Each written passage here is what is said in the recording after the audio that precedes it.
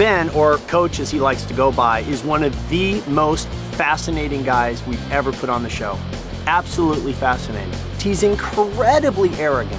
He's almost Richard Hatch arrogant, where he's so arrogant that you're kind of fascinated by it. I'm not repulsed by it. I'm actually quite intrigued to see what he can do. Set the record for the longest solo kayak expedition. I spent 6 months and over 6,000 miles going from San Felipe, Baja California, all the way down to Colombia, South America.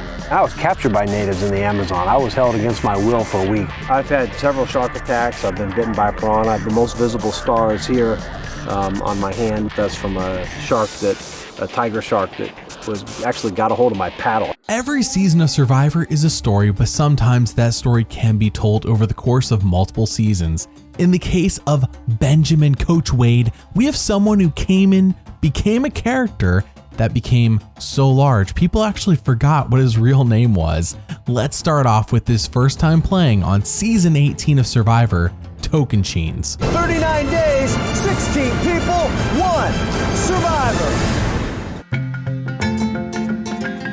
Benjamin Coach Wade, a 37-year-old soccer coach from Missouri, was a castaway on Survivor's 18th season, Survivor Tocantins. He starts this game with the intention of wanting to change Survivor forever, and by the time he is done, he certainly does just that, but not at all like how he intended. So how did the best of intentions go completely off the rails? Let's find out. Survivor Tocantins starts with both tribes traveling on a truck together, and right away we start hearing players' thoughts about each other before they ever get a chance to actually speak to one another. We learn that Sierra of Tambira is sick, and Coach, who's on the same tribe with her, says this.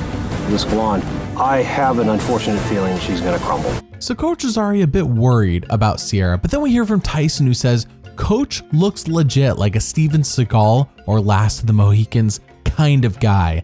Now, is this a compliment coming from Tyson, who is constantly sarcastic and makes jokes like 24/7?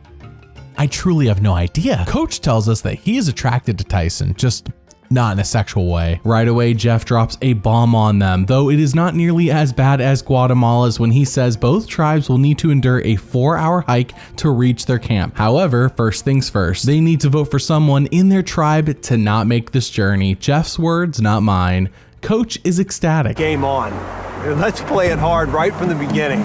Let's get rid of the weak players even before we start, and this is going to set the tone for the whole time. In the end, Sierra is ultimately voted out and makes everyone feel bad by telling them all she is sick. They didn't know this, but they voted her out anyways. Jeff then clarifies his words to everyone that you didn't actually vote them out of your tribe, and this all gives me Survivor Thailand fake merge vibes. Well, let's be clear. I said you will not take part in this adventure. This adventure is a 4-hour trek to camp. While on the hike to camp, we finally learn about Coach as a person. Despite having 2 confessionals prior to this one, this is the one that tells us what we really need to know in terms of who he is, what his aspirations are, and the music really amps up when he says all of this as well. I consider myself a Renaissance man adventurer. I'm a university head soccer coach, and the polar opposite of that is that I'm the conductor and artistic director of a symphony in Northern California. I've always used to be a leader by inspiring, pulling out the best in everybody, because as we all know, a team's only as good as its weakest player. But I want to tell you something. I want to change this game. It's survival of the weakest, and you and I can change this game by making the strong survive. If we look back at our ancestors, whether it be American Indian, whether it be the Norse Vikings, whether it be the samurai warrior, they prayed for an opponent that was worthy enough to defeat them and died with honor and glory in the battle. After that inspiring speech from Coach, we immediately cut over to Brendan, who says that no one here wants a coach on their tribe. He came in and said, I want to tell you how I'm playing this game, but it kind of throws up a red flag, being like, 1, is he lying? And 2, we're here to play and to win a game, and I don't think any of us wants a coach in that process. They finally get to their camp late at night, which seems like it must have taken them more than 4 hours to get there, since we see the other tribe get to their camp well before sunset. While she was at camp by herself waiting for everyone else to show up, Sierra did work on building a shelter for everyone, so at least they had something to sleep under that first night. Coach doesn't care though. He thinks she is weak, and by not being on the hike with the rest of them, she is not bonded with the tribe and she has to go. Let's face it, you can't change what we did together as a tribe. It bonded all of us. And unfortunately, Sierra was not there. And obviously, I'm pushing for the strong to survive. So I think that Sierra, even though she's awesome, she's got to go. At the immunity challenge, Timbira wins, making sure that no one is going home. That's it! Timbira wins immunity! And that is it for the premiere episode of Tocantins for Coach. He is an interesting man who clearly values himself above others. His lack of humility could really bite him in the butt if he is sitting at Final Tribal, but a lot can happen over the next 36 days. His wanting to take the strongest to the top is a generally audience-pleasing idea, but has never really been successful in execution in any season prior, despite the repeated attempts at it and it coming close multiple times before. Time will tell if he stays true to being honorable as he claims he wants to be, and if the strong really do make it to the end, if he has his way.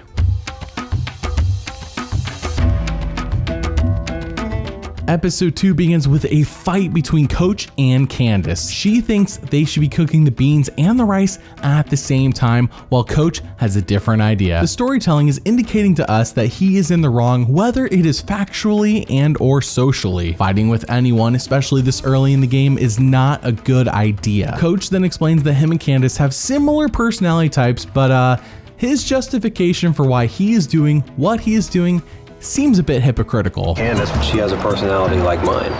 She looks to find faults in other people. I do it because I'm a coach, and I do it because that's my job. And I think that maybe she just does it because that's her nature. That man's got an ego bigger than Brazil. That will be the death of him, is his ego. Just because he is the coach of a soccer team in Missouri does not mean he is the coach of Timbira. Not unless the tribe wants to come together and pick him as the leader, of course. Anyways, at the immunity challenge, Timbira loses, and back at camp, the tension increases when Candace says it is time to vote out Coach, and Aaron agrees with her. Honestly, I didn't see Coach playing that hard. He barely tackled anyone. He didn't fight to get free. And I think we need action, not words. I feel like I'm dealing with one of the church women at my church that go every Sunday and wear these hats, but they ain't on the up and up. Yeah. I'll be honest, the first guy I want to see gone is Coach. Oh, yeah. He's a big guy and he looks like he's in good shape, but I just haven't seen it yet. But maybe, just maybe, all this tension between Coach and Candace is of a romantic or sensual nature. Think I'm crazy? In this secret scene, Candace admits to something that I think may surprise you, considering the clear differences these two seem to have. Who would you make out with? I don't. You had to pick someone. I might even pick Tyson. It's day 5, and I'm losing my mind. Every day I'm here, I get more and more attracted to more people.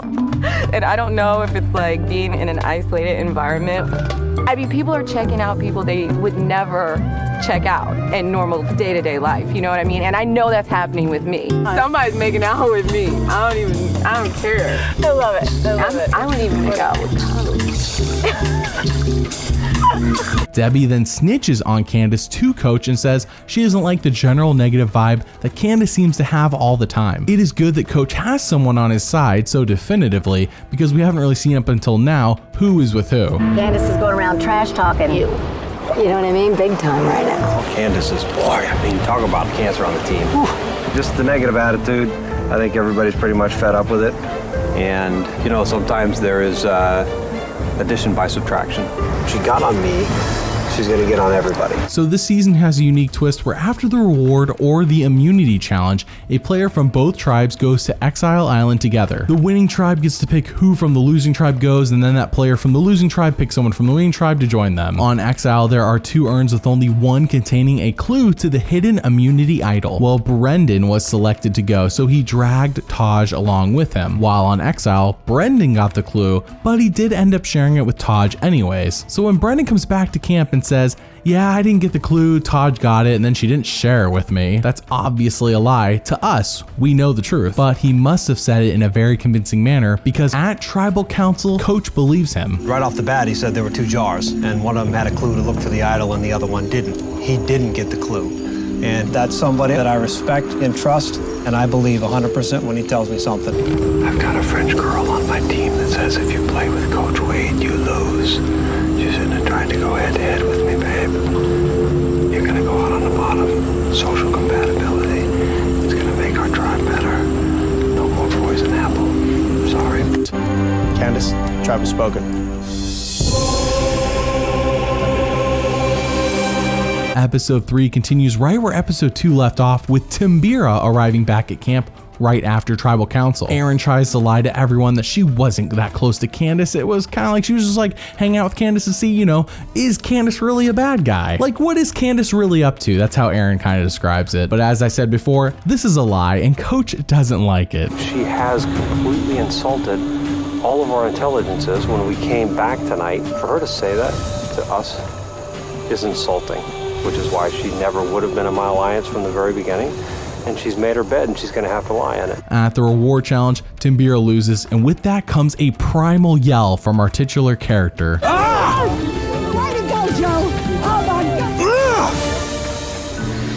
Now Coach tries to explain that his anger and frustration were just so much that he had to do it. But the real kicker, for comedy reasons, is the way that he describes his anger. We gotta turn it around, just for every reason imaginable. Pride, the rewards, the anger that I'm feeling. I let out a scream at the end of the challenge, a primal yell that was about a quarter of what I felt inside, because I was so pissed off. Back at camp, Coach says, hey everyone, I know that we lost, and I know that we want to go and, you know, go off together and talk about each other behind each other's backs and say, oh, it was this person's fault or it was this person's fault, but let's not do that. It would not be an honorable thing to do. We then cut immediately from him saying that to this. People are just panicked in the challenges. Have you seen Sierra? Yeah, she screams. She's like, I can't hear, every time. We then hear from Tyson about what he thinks about Coach, and I would actually say his analysis here is dead on. He essentially says that Coach likes knowing that others listen to him, and while he may not be the best at whatever it is that he's coaching, he thinks he knows the most, and sometimes that's the most important thing. Very telling of who Coach is as a person, but what makes this all better is when Coach gives Tyson an honorary title, and Tyson can't help but laugh. You're like my assistant coach, and like we always just see things. We don't have to talk, and I think that's going to be it, but as we're getting to know each other. So if I just keep plugging away, I'll eventually make coach. He may promote me. I don't know if I'll have my own team or will be co-coach or whatever, but people are going to start calling me that.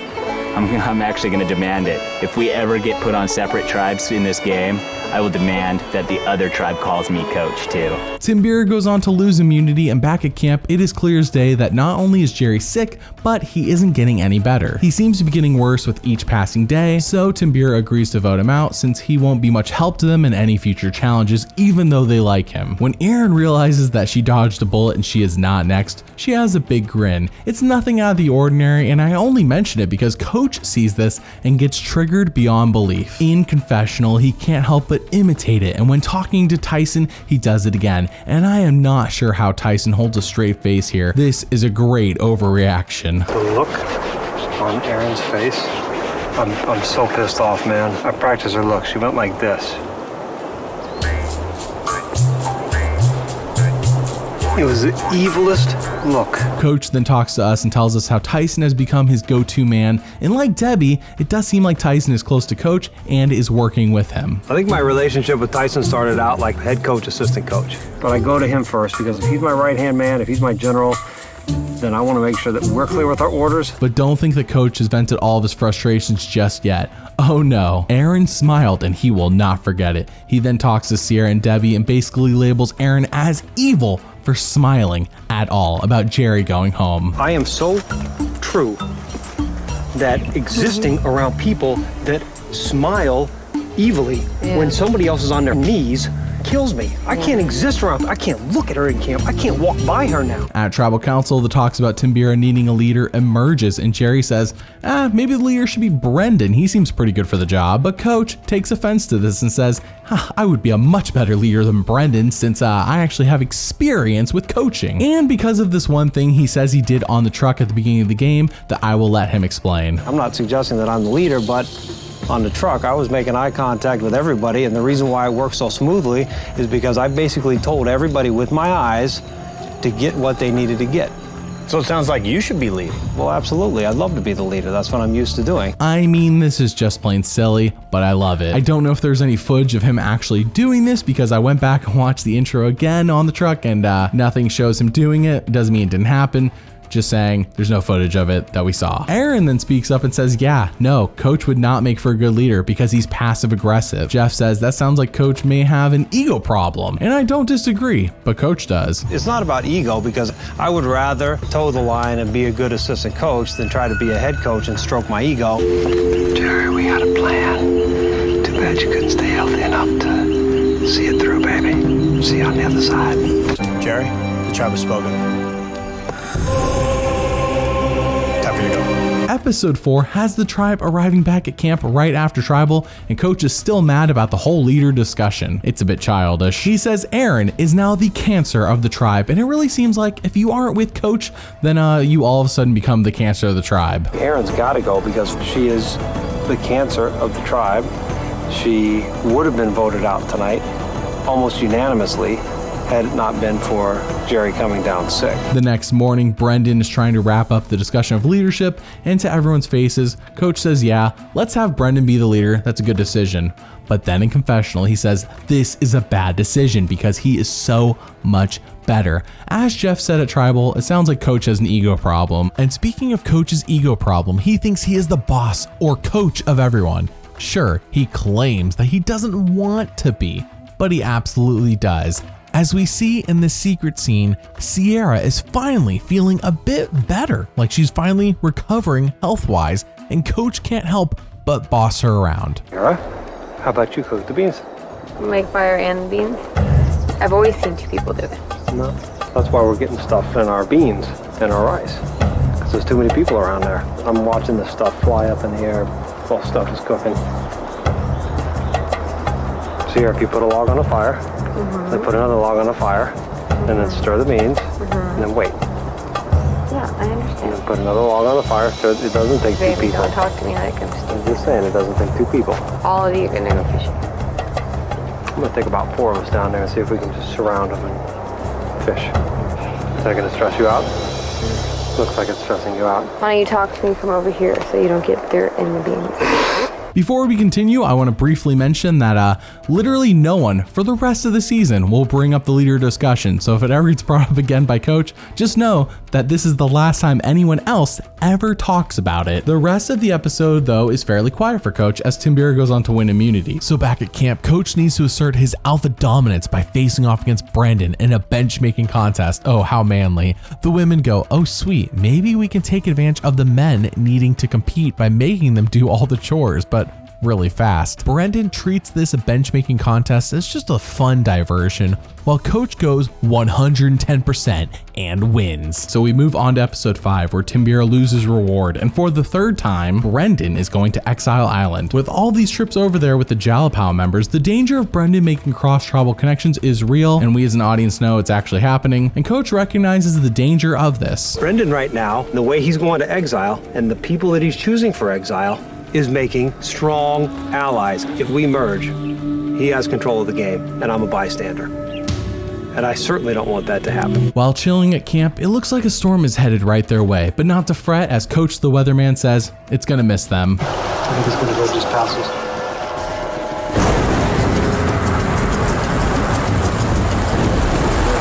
The storytelling is constantly making a point to show him being wrong as many times as it can, and using his hypocritical statements to make him just look silly. It's pretty funny though, and Erin even says that she isn't sure if Coach is who he claims he is. He might just be a crazy man. Coach is kind of a jackass. I think Coach really truly wants to be this like survivor man. I would not be surprised if when this game is all said and done, Coach said, gotcha, I'm an accountant, I've never left Nebraska. Timbira goes on to win immunity again, and we skip over episode 6 since it's just a recap episode and it's not part of the main story that we are following. But in that recap episode, we do see Coach let out another primal scream while everyone is sleeping. That's right, in the middle of the night. As it turns out, he says, I was having nightmare flashbacks from going down the Amazon River and seeing snakes. Or was it just a nightmare? As when the others look around the camp, Debbie spots a snakeskin right next to their shelter, and now they know that Coach may not be as insane as he seems. I mean, He's a little bit insane, but maybe not as much as they think. So in episode 7, Timbira is cooking beans, and Coach decides to add in some dirty river water without asking anyone else. This is a long sequence of events that takes over 3 minutes of the episode, and while it may not sound significant, trust me, it is, and it feels like it, as he basically annoys multiple people and comes across as extremely selfish and unwilling to take any real responsibility for his actions. The worst part is he put all that stuff in there, and then he didn't stay out there and tend to the beans. It's another one of those coach moments. There's this part of me that finally just had it.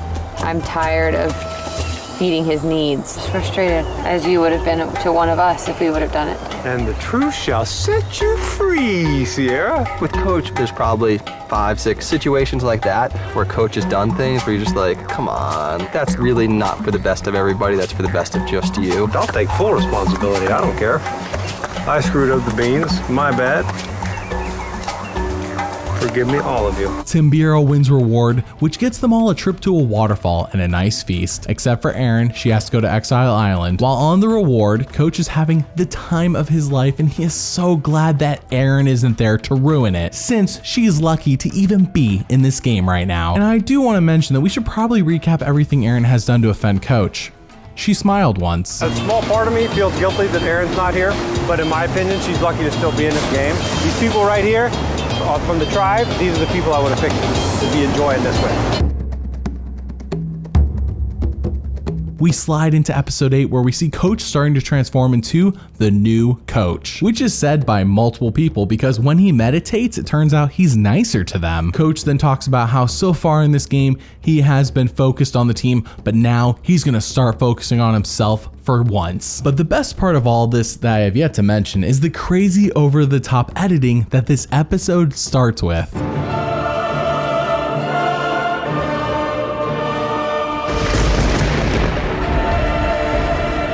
It was like boom, and everything just clicked. You know, this is about me now. But as stated before, people are liking the new Coach, even Aaron. Coach has a new thing. His morning meditation, just hanging out in the water, a little bit of this going on every morning. If that's the thing that's turned you into Mr. Nice Guy around camp, you do it every day. I will take you down there, hold your hand, push you in the water, whatever needs to happen, because I like new Coach. New Coach is awesome. Everyone loves new Coach, but new Coach is still Coach. And as he tells everyone about some of his passions, like conducting orchestras, he gets really into it, where you cannot tell if he's being legit or it's just legitimately crazy. Who is this jackass?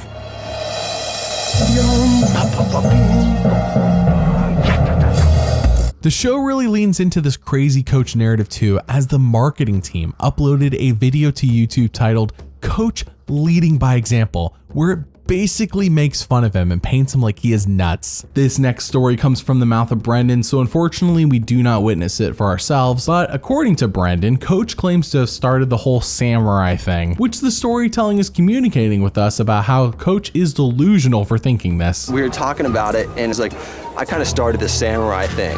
And I was like, started the samurai thing? Like, they've been doing it for like thousands of years in Japan, and Johnny Depp's been doing it for like 20 years here. You didn't start anything. Now, I personally think that Brendan misunderstood what Coach was saying, but we can't witness the conversation, so I don't know for sure. I just think Coach is saying that he started doing a samurai thing, not that he started the samurai movement. Anyways, a major event then takes place in the game. Congratulations, tribes, you have merged. Because we're in control, baby.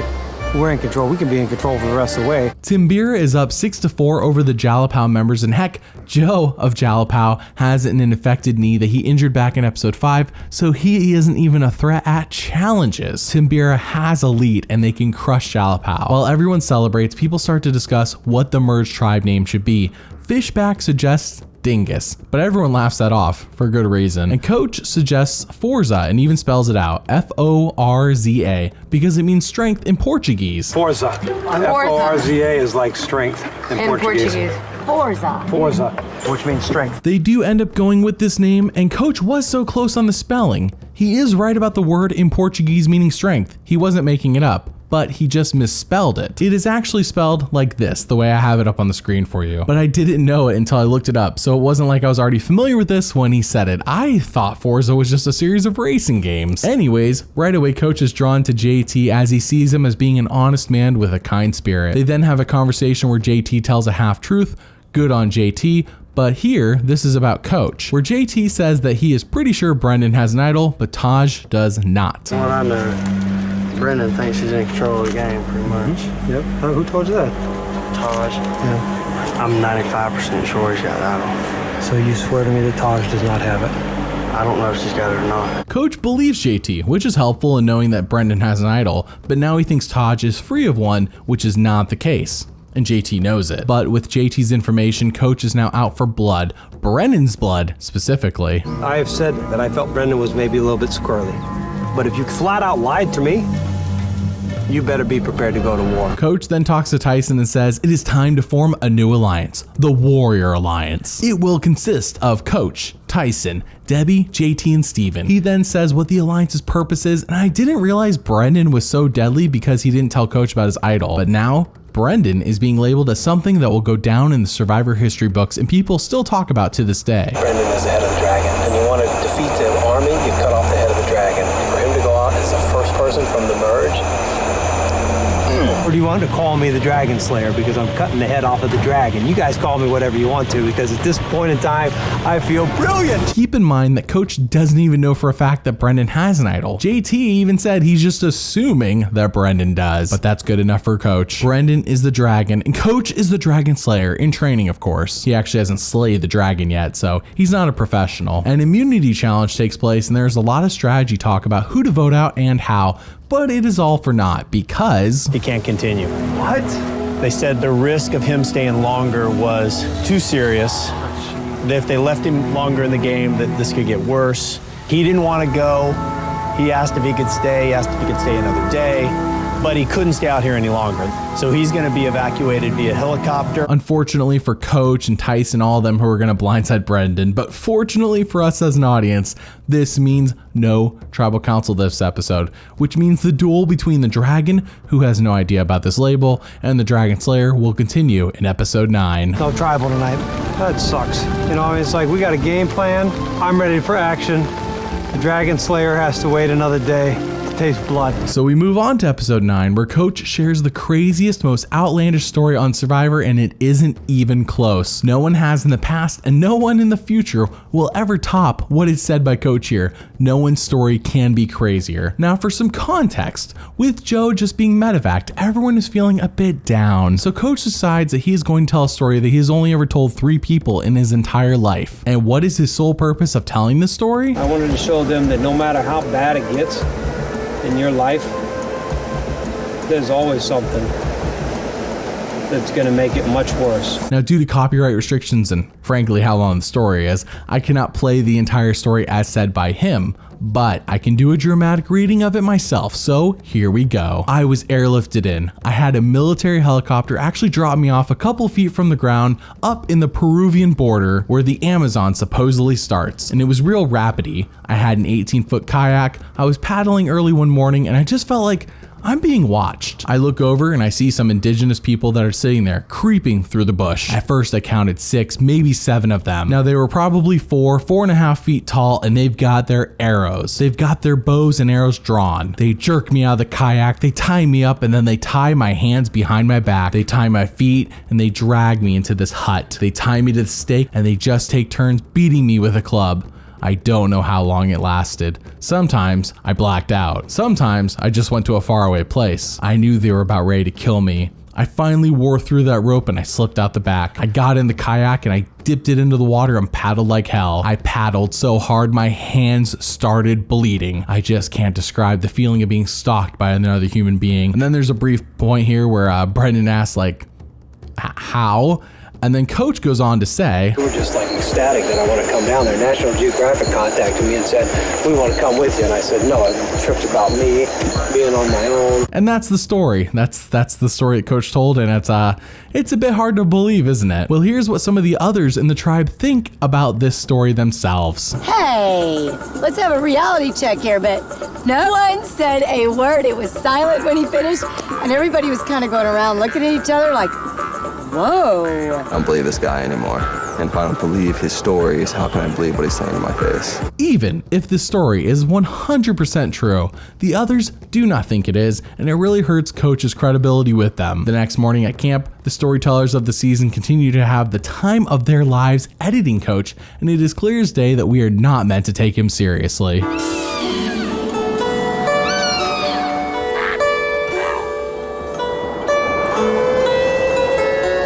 After Coach gets done, the tribe inquires with him about his meditating techniques, and he says he had to learn it in person. You can't even Google the technique he's doing. You will find nothing about it. Sierra then offends Coach and puts herself on his hit list. You have to go there to the monastery to study it. Wow. You look hilarious. What's that? You look hilarious. Where does Sierra fit in all this? But the comments that she made today, Sierra is the bowel movements that comes out of the dragon. At the reward challenge, everyone is randomly split up into 3 teams of 3. Somehow Brendan and JT end up on the same team, and everyone assumes that they are the team to beat. Brendan says that's ridiculous. We're throwing underhand breaking tiles. None of us have ever done this in our lives. I have. Coach likes to have the attention. I mean, all the great stuff he's done. Sounds almost too good to be true. The confessional Tyson says right after Coach saying that, of course he's done this before, just emphasizes how much the storytellers want us to think that Coach is a liar. Rarely do you ever see a confessional in the middle of a challenge. Anyways, back at camp, Brendan says it is now time. Let's target Coach, Tyson, and Aaron. It's you, me, Taj, Steven, JT. Take out Tyson, Coach, and Aaron. Something that Coach does with those that he likes is give them nicknames and compliments them. For example, when Steven returns from Exile Island in this episode, Coach does just that. I mean, it was for me, it was a big step. Proud of you. I'm very proud of you. The wizard is coming into the We missed your poetry yesterday. Right before Tribal, Brendan has no idea there is a plan in place to split the votes on him and Sierra. Coach has been putting in a concentrated effort to lie to Brendan to surprise him, which doesn't seem very honorable, but it is smart. Brendan suspects nothing. In fact, Brendan still thinks that we're going to vote JT off. But in reality, we're cutting the head off the dragon and sending Brendan home. And not but 2 seconds later, Coach says he is the chosen one and brings up the leader discussion from 6 episodes ago. It hasn't been mentioned by anyone else at all since, but here's Coach bringing it up all this time later. You know, leaders are born. I'm not saying Brendan's not a naturally born leader, but when it comes head to head, we'll see tonight who really was the chosen one. It's going to be Coach Wade. So that's very fulfilling. At Tribal Council, Jeff asks Taj who tells the best stories back at camp, and she says Coach does. Coach then says that the Amazon story he told them, it wasn't everything. He actually had to tone it down to make it PG-13, because hearing the whole truth may be off-putting to some. Jeff is blown away, and this just makes Coach look like more of a liar than he already did. I try to actually tone it down, because if I tell them that they, that the tribe was, looking at my ass, talking about eating my ass. So actually, when I tell these stories, I usually try to give like the PG-13 version of it. But does it bother me that people want to question that? They cannot question my integrity and my honesty. That's how I'm playing this game. That's how I play my life. It is time to vote, and when Coach writes Brendan's name down, it sounds silly, and it is, but I will cut Coach some slack here because his line delivery and timing is just excellent. The ancient samurai used to say that if you wanted to win the war, you had to cut off the head of the dragon. You, my friend, are the dragon, and I am the dragon slayer. In a 4-3-2 vote, Brendan is voted out, and the dragon has finally been slayed, even though he had no idea he was the dragon. Brendan, tribe has spoken.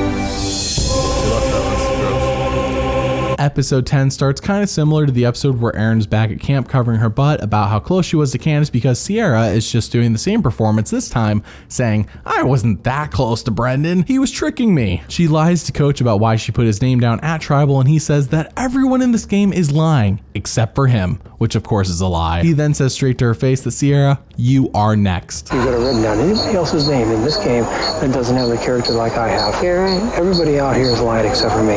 You pitted yourself against against me. Brendan pitted himself against me. Who deserves to go next? For the record, I'm not trying to save myself here. It's fine. I don't mind being the 7th person out. That's fine. It's an accomplishment in its own. I just want to just be honest. I didn't come up with any of the plans. Sierra, we're going to go to sleep. Okay?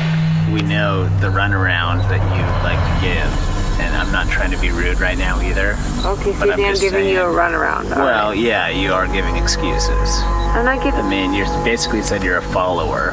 I didn't... And then you made more excuses as I'm not saying I'm a follower. I'm just saying that I thought I believed in something. And to a certain extent, today was a surprise. So well done. And...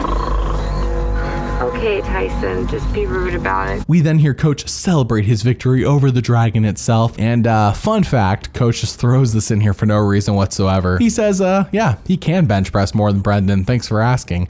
This is just hilarious. For me to pit myself against somebody who is younger, that is faster than me, and maybe stronger than me, although I bench pressed 300 pounds, and we were talking 2 days ago, and he was like, really? Because he doesn't do that. Dragon Slayer has vanquished the dragon once and for all.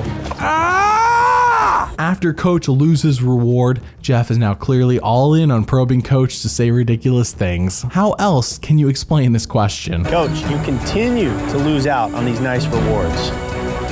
All that life experience not helping you out here. Back at camp, Sierra makes a very emotional pitch to Coach that I think she does very smartly to appease to what Coach says matters to him. Honor. However, she messes up because what matters more to Coach than honor is his ego. And while she does stroke his ego a little bit, it's not enough. As Coach says, her plea makes his heart break, but she still needs to go. This is dumb because the Jalapal 3 are pulling the wool over Coach's eyes and he has no idea. That kills me to have this kid here asking me to throw her a bone because she's going through so much trials. It breaks my heart. The honorable thing is to accept your fate, not try to make deals with people. And the samurai warrior, if he did dishonor to himself or his family, you know what he would do? He would fall on his sword. I know I can trust you, and that's so important to me, man. You have my word. There you go. Sierra would be an incredible asset to help him reach the end of the game, but anyways, at Tribal Council, Coach says he wants to go to the end of the game with the strongest players. Jeff points out how if this is true, then why is Brendan on the jury? Coach says it is because Brendan targeted Coach, so he needed to go, which by the way, I think is a very fair statement by Coach. He's in the right here. But Jeff makes this out like Coach is being hypocritical, and once again, Coach mentions how he is a better leader than Brendan. Exactly. I outsmarted him, I outfoxed him, and at the moment, sorry to say, I'm out leading him. Here we are, 7 episodes later, and he is still talking about this. Anyways, Coach reemphasizes that he trusts JT right before the vote, and when he does vote for Sierra, he says, Last week, Sierra, I slayed the dragon. This week, I had to take care of it. His pride, truth, and consequences. That'll set you free every time. Good night, sweet princess. Tyson, the tribe's spoken. Time for you to go. Episode 11 begins with Coach pretending he thought it was cool they blindsided Tyson, but this is a lie. Debbie then talks to him and says things could easily get out of hand and the Jalapal 3 could take over if we let them, especially when the current plan is to vote out Sierra and Aaron next. Shockingly, for once, we do not hear what Coach's thoughts are on this. Anyways, at the reward challenge, Coach has voted for a funny category, especially since he seems excited to be everyone's choice for it. Who has not lived up to their potential? The person whose name came up the most often to this question was Coach. Debbie got it right. Aaron got it right. Sierra got it right.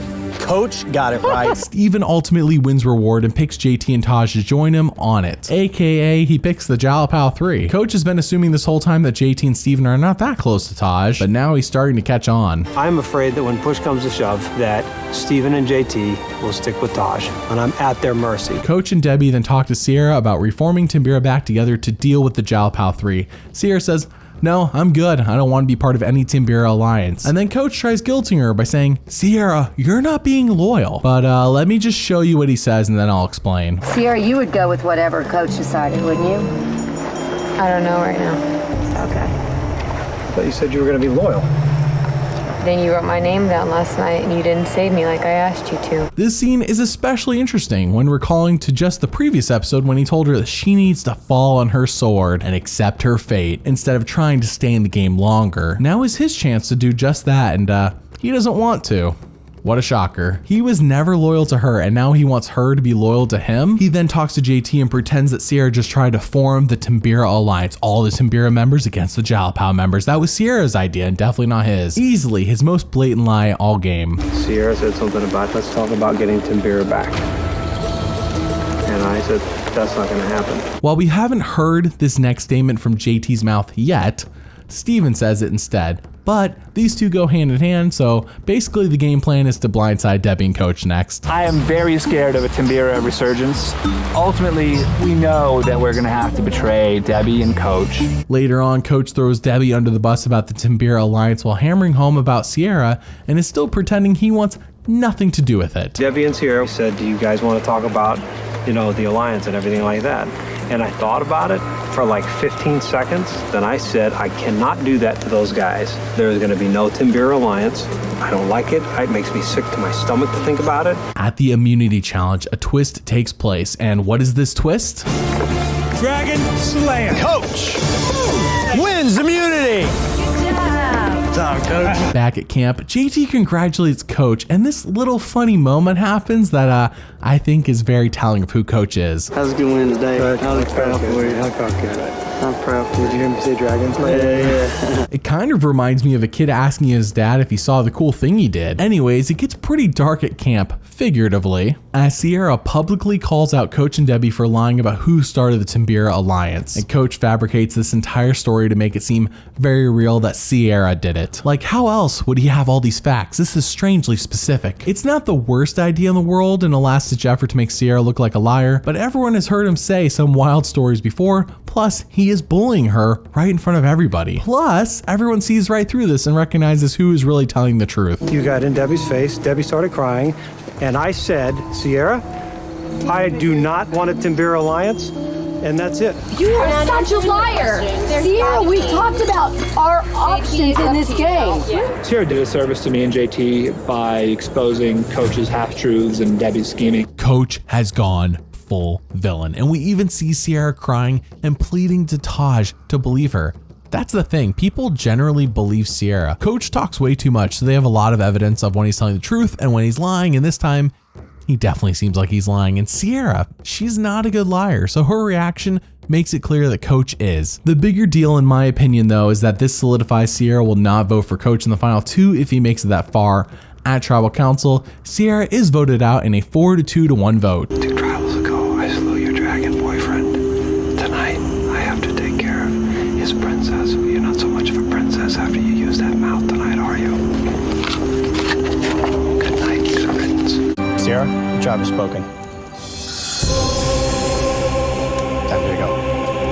It is now episode 12 and Coach is pumped up, Sierra's gone, and JT and Steven actually voted with him. He then describes the next few people to be voted out in a gruesome fashion, and then strangely enough, Debbie says that Coach can't let go of things easily. Pisses me off. I have 2 words for you.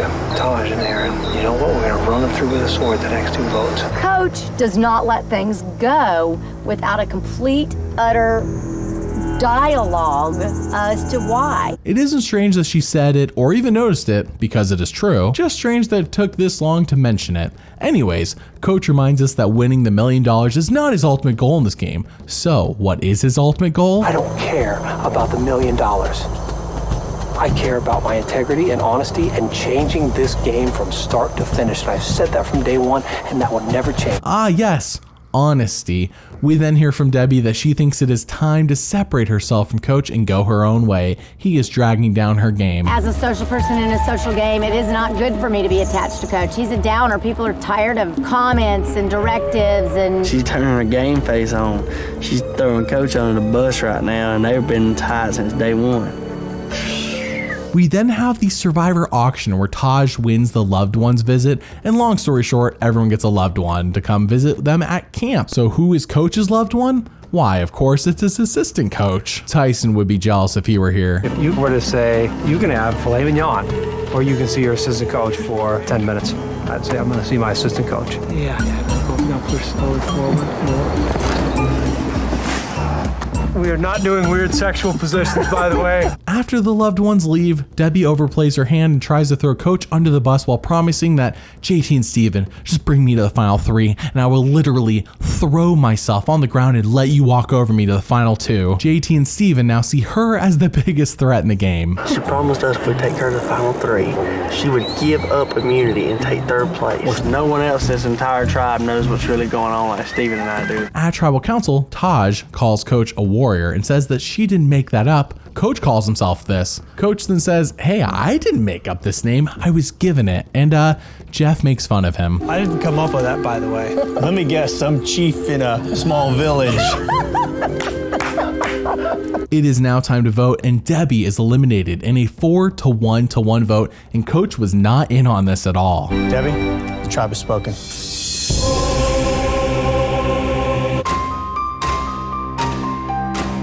It is now episode 13, and let me tell you, this episode is a strong contender for being the best of all time, all thanks to our protagonist for this story video. I recommend you watching this episode in full for yourself if you can, but if not, just watch the rest of this video, or do both. That's fine by me. Back at camp, JT and Steven act like they just saved Coach's butt because Debbie wanted him to go, which is half true, but he believes what they are saying, hook, line, and sinker. Yes, sir. The #1 ally was gunning for you tonight.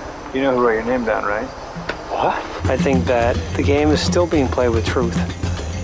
I think the game is still being played with honesty. Good on JT and Steven, because what they're doing is keeping Coach from getting Taj and Aaron together and saying that these two are unbeatable at Final Tribal. We have to get out JT and Steven. None of us can beat them. Before the reward challenge, Coach talks to JT and Steven about who they want to pick for Exile, and JT says maybe it is Coach's turn, and then all of a sudden, out of left field, Coach has a bunch of physical ailments he is powering through. This is the first we have heard about any of this. My lungs feel like they don't like when you feel. They don't like that.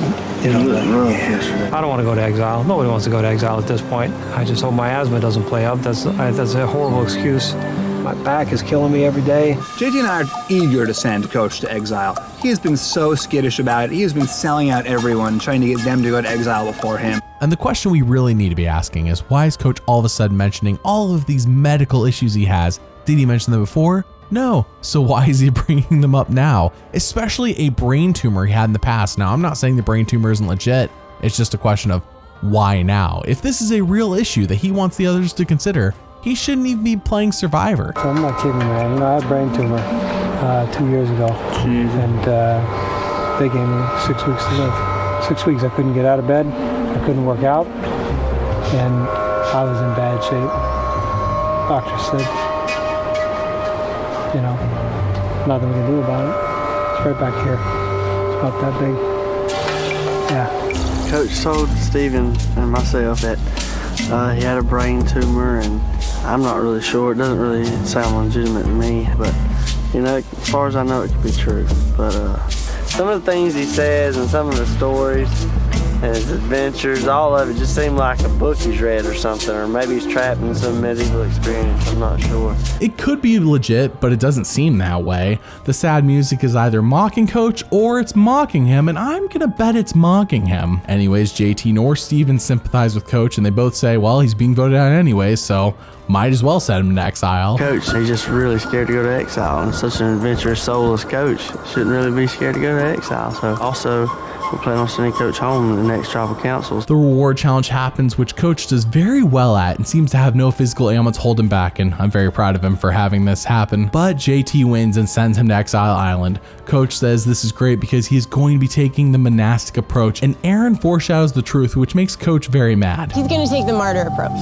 So when he comes back, he can not have eaten, not have slept, not have had any water to do, minimizing experiences of some, I feel like, and have an excuse when he doesn't win immunity when he gets back. She wanted to try to cut me down a little bit, and a lot of times when people do that, it's to vault themselves over. I think maybe she wants to leave here with the toughest exile experience, and I don't want to take that away from her. Coach is now on Exile Island, and he says his foundation is built on a rock, which includes the following things: being unbreakable, unbending, unyielding, immeasurable, immovable, and invincible. And I am pretty sure 4 of those things mean exactly the same thing. And then he tells us that he will be living just like his American Indian ancestors. Unbreakable, unbending, unyielding, Immeasurable, immovable, invincible.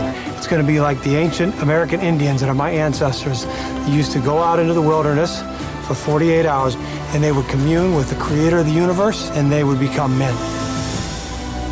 Well, I'm already a man, so this would just make me more of a man, but this is going to be an adventure. Exile Island with Coach is comedy gold. The next thing we see from him is making a very unchristian-like selfish prayer to God, where he says, Thank you for creating me as an individual. I ask that you would help me to forgive Erin as she's back in camp thinking negative thoughts about me. Coach has a lot of funny lines this season, but this one is by far my personal favorite. Then we have an epic montage of Coach not just surviving, but thriving on exile, combined with epic heroic music.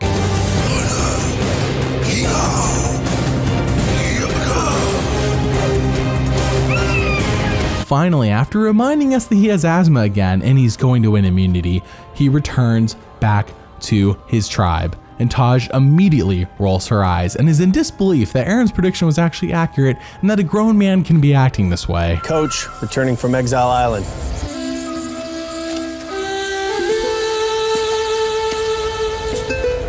When Coach returned from exile with his cane and he's limping, and I'm thinking, this guy is such a drama queen. He's so dramatic. Any 37-year-old man who thinks he's a dragon slayer belongs in a mental institution. They need to come get him. During the immunity challenge, Coach sells his exile experience as something he wanted to do, something he chose to do on his own when clearly we all saw that he didn't want to go, and JT made him go. The delusion is real. So for me to go out there and to put myself in the most extreme situation that I could, I did it because I wanted for my mind to once and for all tell my body that you still have it. Despite his debilitating physical ailments, Coach makes it until it is just him and JT left in the challenge, and Taj says, "Oh, Coach, please don't hurt your back." And then all of a sudden, as if Coach just remembered, "Oh yeah, I do have a back problem," he puts on a great dramatic performance with intense music to accompany him. I got something to prove coming back from exile. Don't hurt your back anymore. Don't.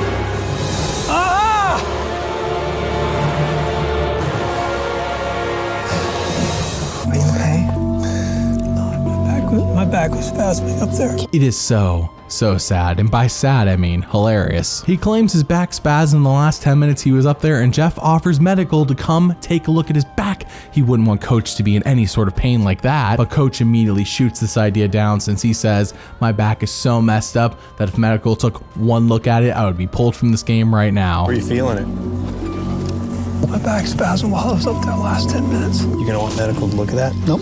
Nobody's taking me out of the game right now. If medical would really look at my back, I wouldn't be here. So no, please don't have them look at my back. He's clearly lying, of course. Erin says Coach's dramatic performance was absolutely ridiculous since everyone just witnessed him make it in that challenge 50 minutes when most of them couldn't even do half of that time. Taj is so over him as well. I mean, he walks in like he can barely move, and then he's standing up on these things for like near an hour. He's so full of it. At Tribal Council, Jeff says it is now time to vote. Coach interrupts this though and says, "Hold on, before we vote, I have a poem for everyone," and Jeff just loves this. Yes. I wrote a poem for everybody to hear. With friend and foe, we march to the battle plain. Some to seek success, others to seek fame. We play with honor for the love of this game, and with armor or without, we will toil in vain, so that someday, someone, somewhere will remember our name. The vote happens, and unfortunately, Coach is voted out 3-2 with only JT voting with him. Coach, the tribe has spoken. I am shocked Coach made it that far, but boy oh boy am I glad he did. He was so entertaining, especially once he embraced his persona as the Dragon Slayer. Did Brendan, of all people on this cast, deserve the title of being the Dragon? No, that should have gone to JT. But now with Coach voted out of the game, he gets to spend some time with the jury, and I would never have voted for you, but you two hurt me and didn't take the Dragon, so then I had vendetta. In a game, you score the first point, I scored the second point, and so it's tied. So you really shouldn't have had a vendetta at that point. I'm getting cleaned up because I've massaged. What the heck happened here?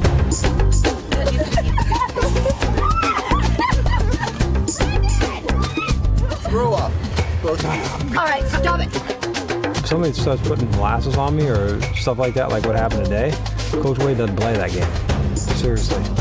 Somebody better not. The fact that Coach is just like his normal, cool, laid-back self was really nice to see. Because when Coach is awesome, I love him. When he's not so much. As much as we're nice to Aaron, and as much as we let bygones be bygones, I think that maybe Aaron being here kind of subdued the tone because, you know, everybody likes her, but everybody just tolerates her. A mere 2 seasons later, Survivor does its next returning season, and you better believe they ask Coach back. And maybe this time, just maybe, with Coach having seen what went wrong because the show did already air on TV, he may have learned what it takes to win this game and be taken seriously. This time, I slay everyone and trust no one.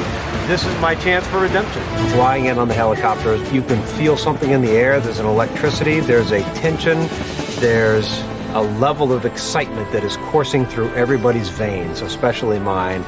And to start off like that, I think sets a great tone for how the season is going to be. If you look at most of these people, 90% of them are borderline psychotic. No, maybe not psychotic, maybe that's a harsh word, insane. 39 days, 20 people, 1 survivor.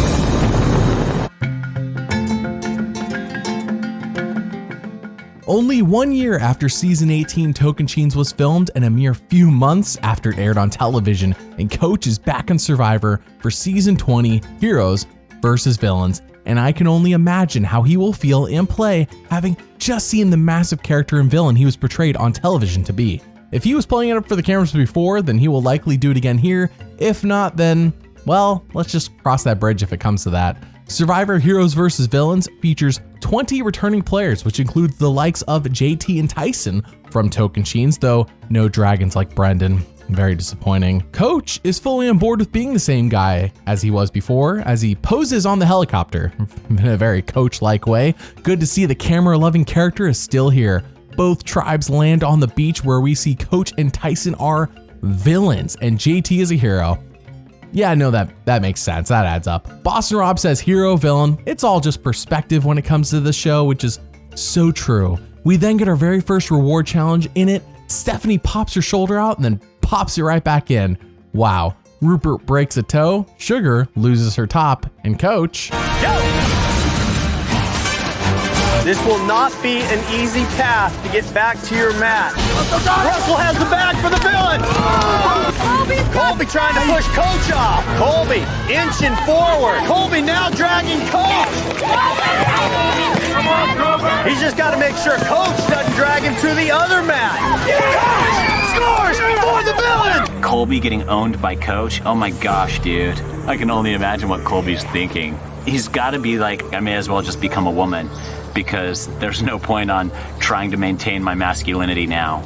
Coach owns Colby. I thought I would never see the day. Their tribe does lose reward though, and at their camp, Coach wastes no time pretending he doesn't have an ego anymore, as the others regale the tale of Coach beating Colby, and Coach says, oh yeah, that? I had already completely forgotten that even happened.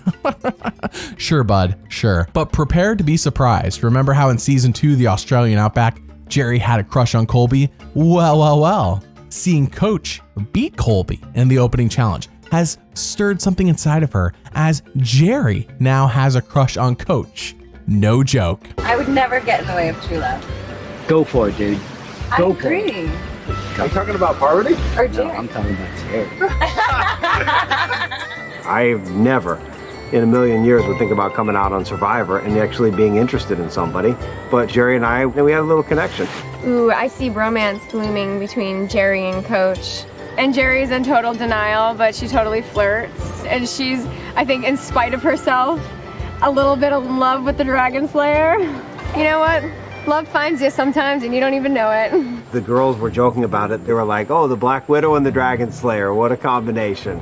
Hey, you never know. We might pair up and run this game, but we need to be careful, Jerry and I, of having the appearance of being in an unbreakable alliance. Let's see if this develops or if it just sizzles out like it did last time for Jerry. We see everyone working around camp. Well, not true. The show paints Boston Rob as the only one really working, as he calls everyone else slackers and makes a fire. Is this true?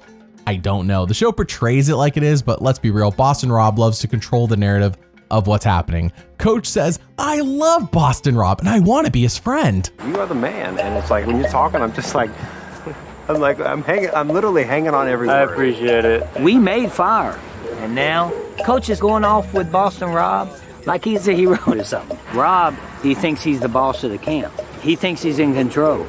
But this is my mountain, and I'm still the king of the hill, unless I'm dethroned. Well, you know what? That ain't gonna happen.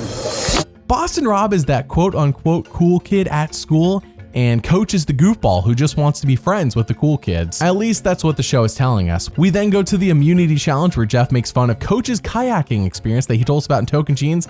I will never forget the finger in the bunghole.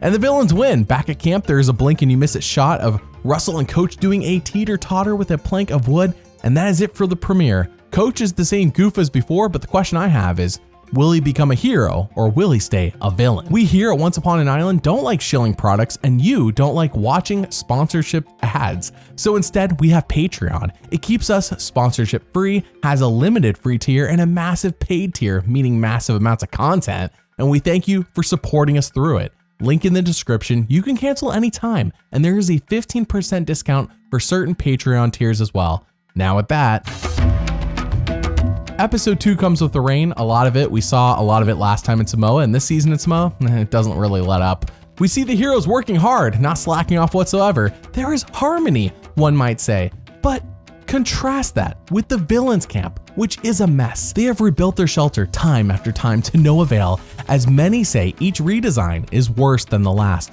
But all of this hubbub is for nothing as the villains win immunity, in large part thanks to Boston Rob, the true leader of the villains tribe. That night after the win, Russell Hantz, the newcomer from season 19 who no one has seen play on TV yet because he just played a few weeks ago before the season was filmed.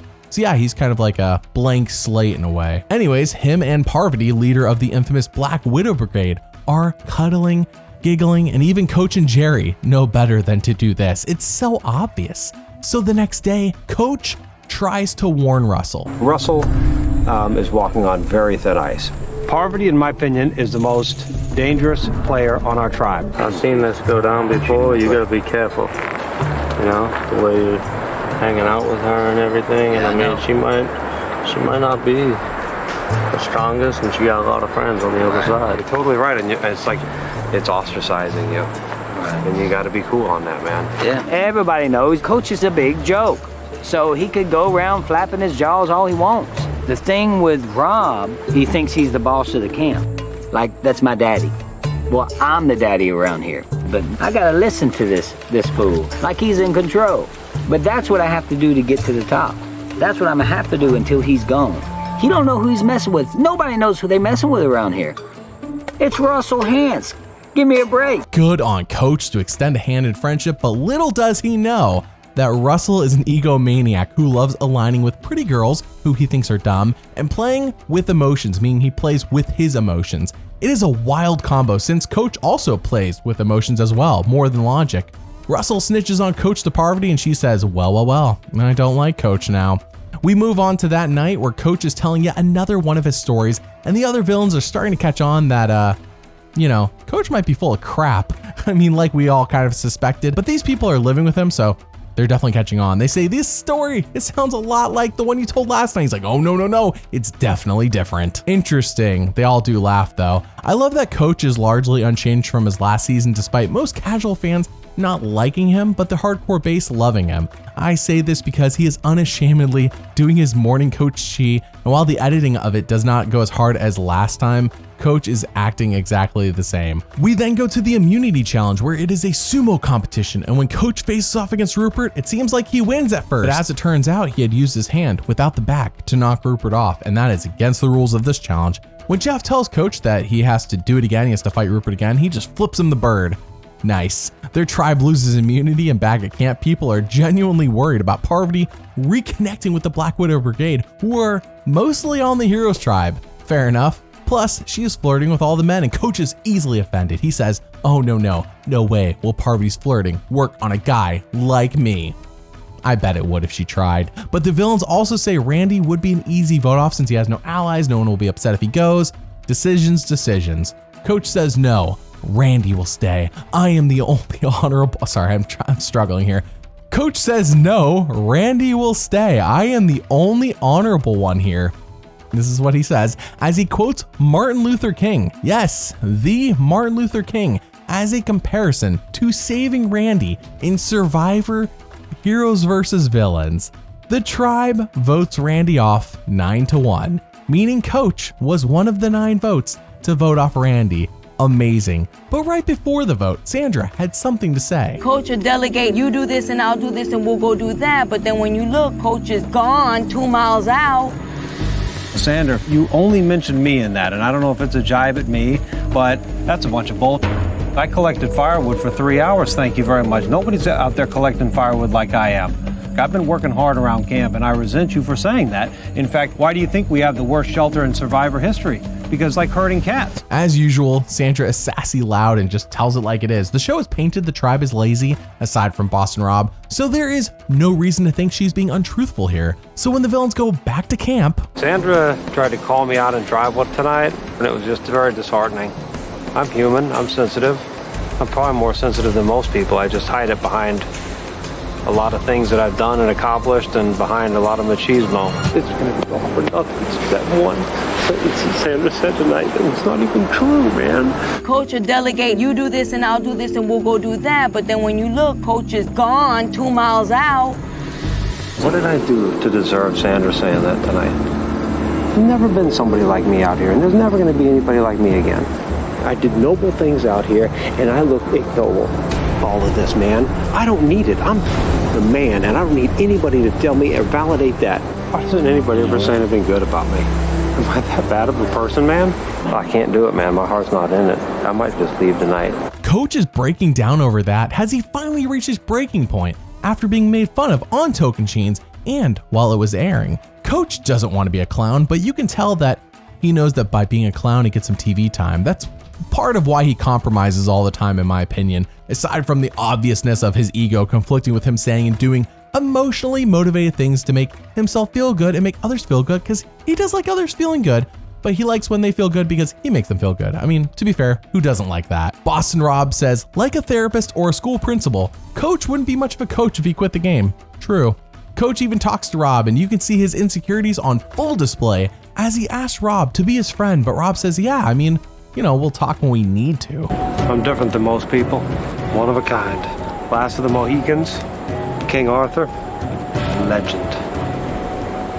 Nobody out here has got what I have. Confucius says that the greatest glory a man can have is not in never falling, but in rising again every time he falls. And I fell hard last night.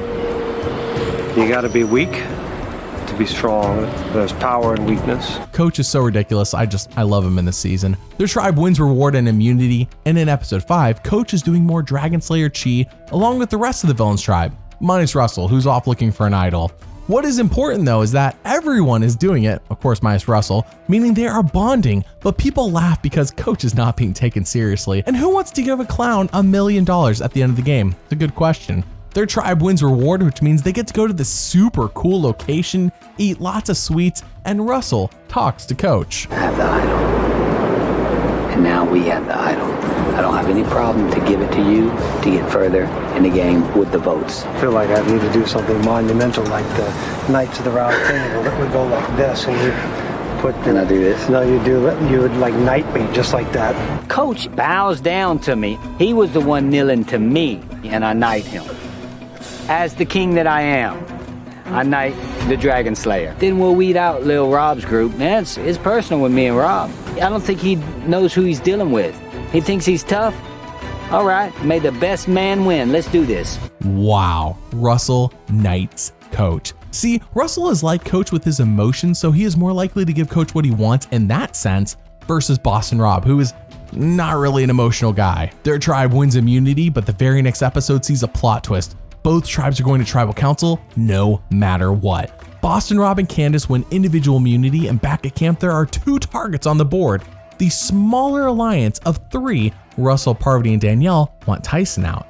But the bigger alliance of 6 say, we gotta get out Parvati. Coach says I'm voting Parvati out, of course, and Boston Rob says, hey, we are 6. As long as we split our votes evenly, no matter what, we got Parvati out of this game. Just don't screw up the plan. So they all voted tribal, and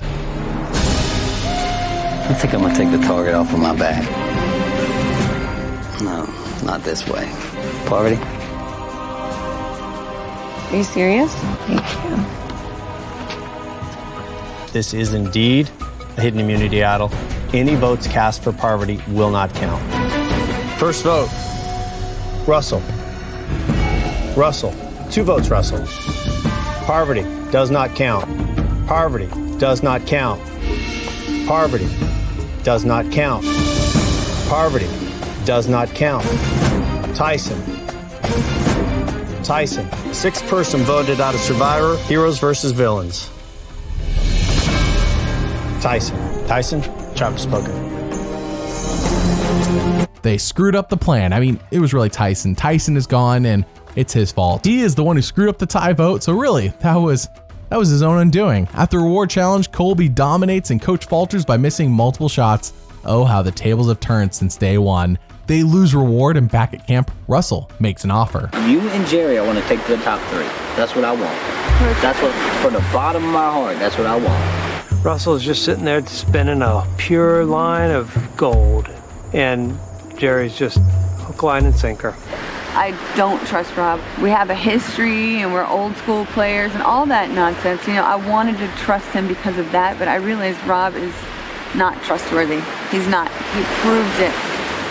He proved it 6 years ago when he was playing a different game, and every time he said he's going to vote for somebody in this game so far, he's done it. So as much as I like Coach, that guy is so naive. He's almost dead set against manipulating anybody. He wants to be the good guy to everyone, and you can't.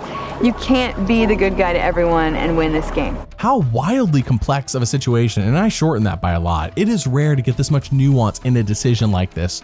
Russell is offering a final 3 because he offers everyone a final 3. He likes how people, react positively to this, of course, and he thinks it'll make him reach the end of the game. He's not wrong. So he's not too complex. I mean, Russell isn't really that complex. He has learned nothing from his first time playing. Let's just put it that way. Jerry still feels burned by Boston Rob from season 8, which is 6 years ago, where Rob is the reason Jerry was voted out 1 vote before the merge. Jerry got Boston robbed, so her choosing Russell makes sense with that history. Coach is conflicted though. Boston Rob is this cool kid Coach wants to be friends with, but Boston Rob doesn't really give him the time of day unless it's about strategy, and Coach wants to be like friends outside just the strategic part. Russell is the underdog villain that is openly working with Parvati, who most people are avoiding, but at least he gives Coach what he wants in a friendly relationship. Plus, Coach's lust interest in Jerry has flipped to Russell from Rob. So the villains lose immunity, and Coach wants a safe vote like Courtney so he doesn't have to make a decision. He says, let's vote off Courtney. She's easy, she's weak, let's just get her out of here. But that is not what is happening. Rob and Russell want each other gone, and nothing else will satisfy their lust for blood. Coach then promises Rob and Russell both the same thing, to vote for the other person. And as a result, he has put himself into quite the pickle, because he really is the deciding vote. At Tribal Council, he begs both men to not target each other, but that just ain't happening, Chief. So they all vote, and it's game over. It's either you or me. First vote, Rob. Rob. 2 votes, Rob. Russell. Russell. We're tied. Rob. Tied again. Courtney. 8th person voted out of Survivor, Heroes versus Villains. Rob. You're a little man. Rob, the tribe has spoken.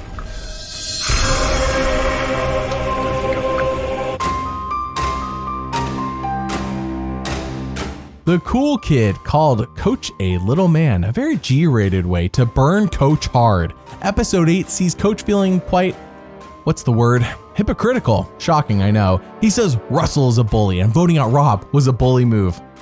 Dude, you could have stopped that by picking Rob's side and letting the vote be a tie, and not wussing out by voting Courtney. Coach is feeling like the little man he was called, so he is lashing out to cut others down. Hurt people, if that makes sense. He says, hey, we're screwed. Pray for a merge. We ain't winning any challenges.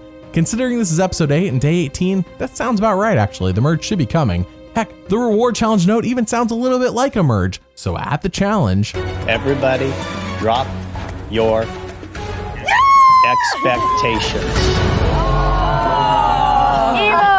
We are not merging.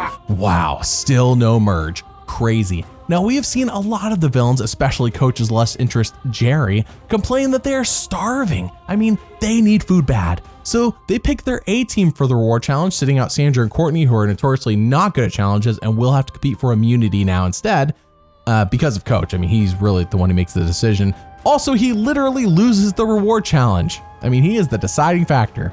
Back at camp, people blame Coach for putting in the A team for a reward challenge when immunity is far more important. But I don't think it would have mattered either way. Boss and Rob was really the linchpin holding this tribe together. Meanwhile, Sandra sees the writing on the wall. She knows it's either her or Courtney going next if they lose immunity, so she conjures up an evil plan. I heard Coach was saying that he made a mistake and he wish he could go back. What mistake? In letting Rob go home. That he should have never made a choice that he made and that he's sorry. And that he wanted to get rid of you. So, I don't know about your homeboy. Oh, he ain't my homeboy. I don't trust him, obviously. You can't trust him because of that right there. I told Russell that Coach was talking about voting for him. And Russell's so stupid. He ate that crap up. I'm telling you, he's like, oh my God, I can't trust him. And the sooner he goes, the better. So Russell, he don't know how to play this game. Why is that dumb? Well, because Coach is being targeted with a fake story that Russell believes. I mean, Coach has done nothing, but at the same time, people are conspiring against him. It could be as simple as that with Russell, by the way, who is easily manipulated and plays a very emotional game. If you've seen him on Survivor or watched his video, you already know this. Their tribe loses immunity and Coach says, now is the time for me to shine by voting off a weak girl, namely Courtney, again. So they all vote a tribal and... Courtney. 3 votes Courtney. Coach.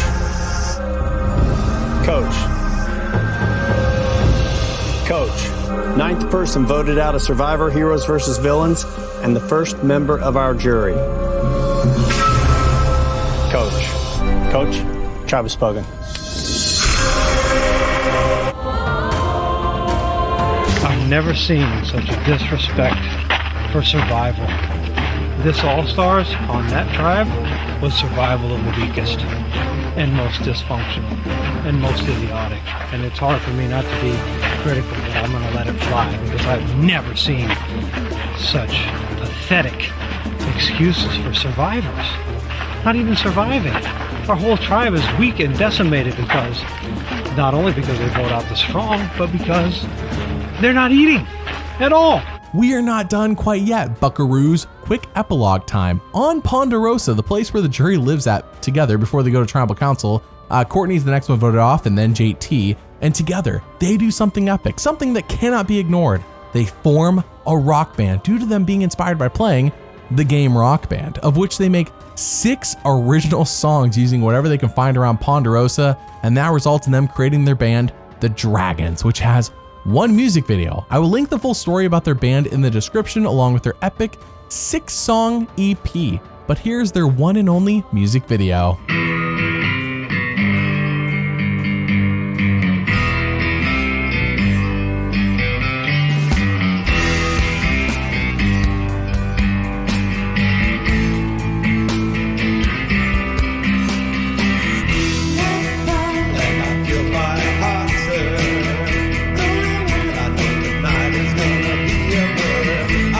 Trouble and I find it in such a rush. I think I'm blind.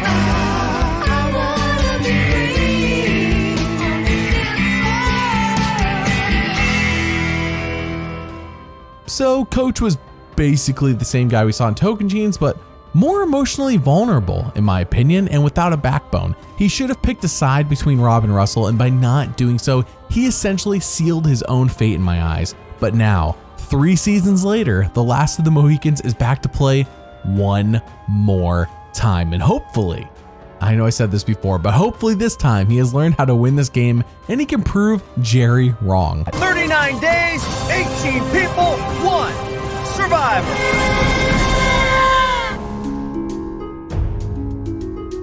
Survivor is back in Samoa for the first time since Heroes vs. Villains, and yet it is doing everything exactly the same as it did in Season 22 Redemption Island. 2 returnees, Redemption Island itself, no tribe swap, and all the same twists at the same exact time in the game. No surprises here, which means everyone theoretically should already know what to expect.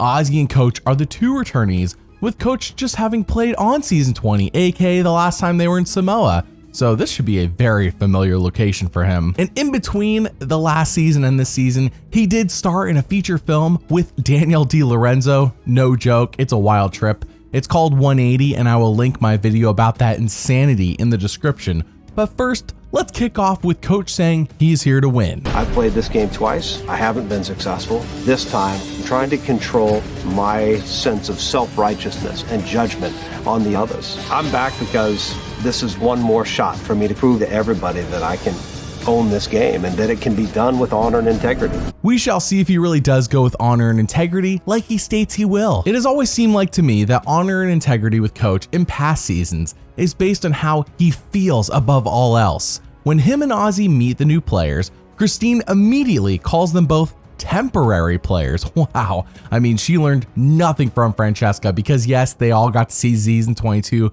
before they came out and filmed this one.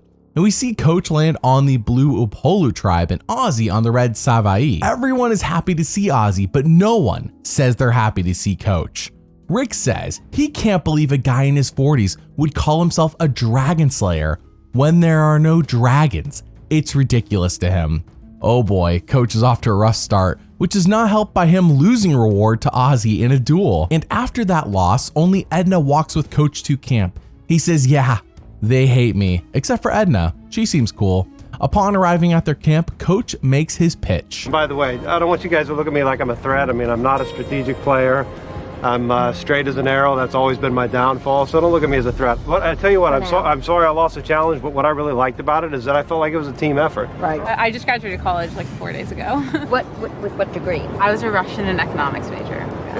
Cool. Здравствуйте. Очень красиво, я девушка. Oh, спасибо.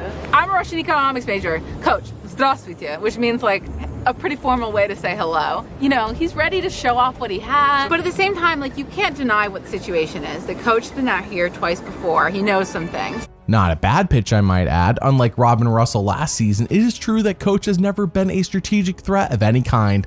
Like Ozzy, he's very emotions-based in my opinion. As his tribe works hard to build up camp, he encourages them and loves that he is with a bunch of hard chargers, unlike Savaii, who we see just lounging around. Edna says Coach is great and keeping him around is a real asset. Nice.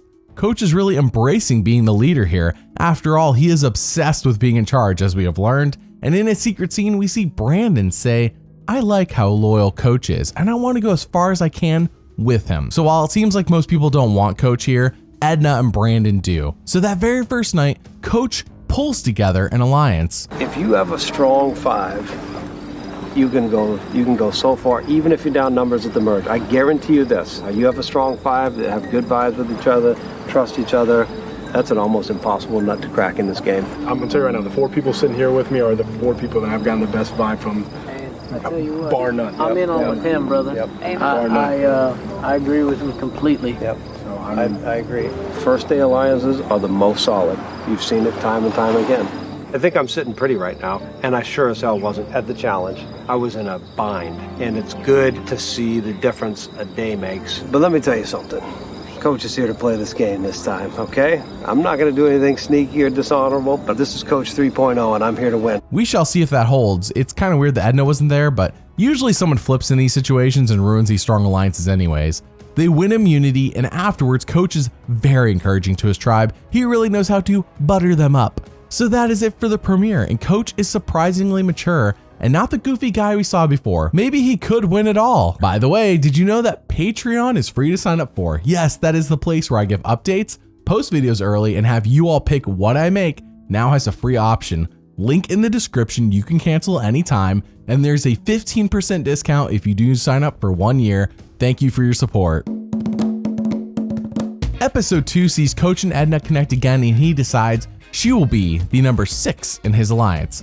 Really? I thought she would be much higher than that. She is all in on Coach, so I'm kind of blown away she's only going to be number 6. But in bigger news, Brandon, the 19-year-old married kid who has a child himself and a loco tattoo on his neck, drops a bomb on Coach. Lying to Coach was tearing away at everything I believe in, and I'd rather people know me for me. Want to see something cool? What's that? It says Lil Hans. I'm Russell Hans's nephew. Just keep that on the DL. So I take a walk with Brandon, and he tells me that his uncle is my #1 nemesis, Russell Hans. My jaw literally drops. I'm gonna just tell you, man, like, I don't want to be played a fool twice. Coach, I took a huge leap there, bro. The only reason I did that is because I've made an alliance with you. And that's why I told you. If it bites me in the butt, I still feel good about it because I let you know. Coach played the game with my uncle, gave him his word, and it didn't work out, but I don't plan on stabbing Coach in the back. He's my alliance, and I'm a man of my word. I've been watching Brandon from the first day because I felt like we had a connection right off the bat. And clearly, he has nothing to gain by telling me that information. So I think that he's true to his word. So it's going to go one of two ways. It's either going to be Coach Wade duped once again in Survivor, or it's going to be redemption for the Hans family.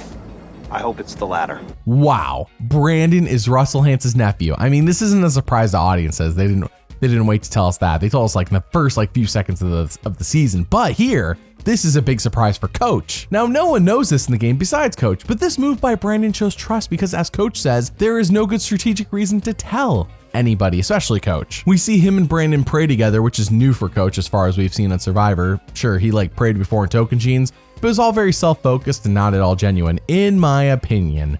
Their tribe loses immunity, and back at camp, the family alliance decides they will split their votes between Christine and Stacy in case Christine has the idol.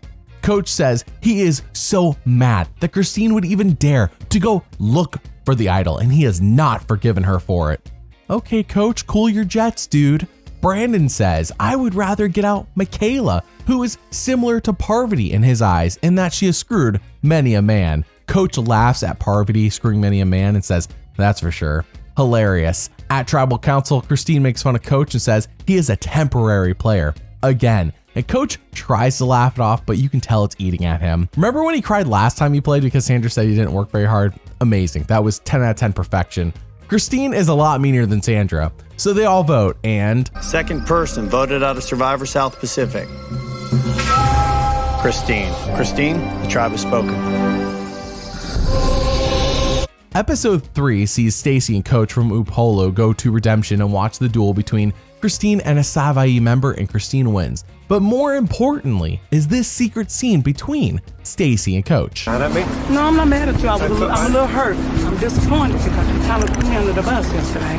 Christine was public enemy #1, so to speak, right? Mm-hmm. So if we're not going to get Christine out, then we need to get her first lieutenant out or whatever. You know what I mean? It's gesture for me to just laugh inside. Like, can a slicker? Come on, a slick can't I slick a slicker?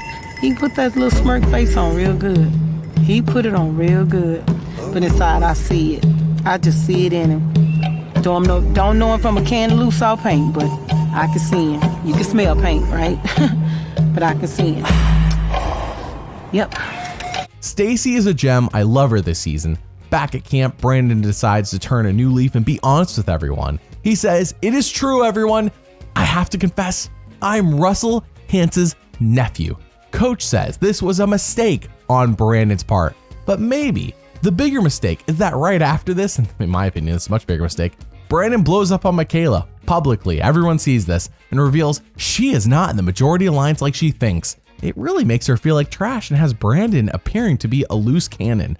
not great at all. Coach and Edna then win their tribe immunity, and in episode 4, Christine wins the redemption duel again, but again, Brandon gets way too open and honest as he tells Edna she is number 6 in their alliance. I mean, that's true, but she didn't ask. He just told her of his own free will. Their tribe loses immunity, and back at camp, Coach tries to talk to Stacy. I don't know where I stand. Do you know where I stand? That's either you or somebody else. Or Edna. I said I can't lie to you if you ask me. I know. I don't know what she really brings to the table. I never saw your back, but I'm not buying Coach's BS at all.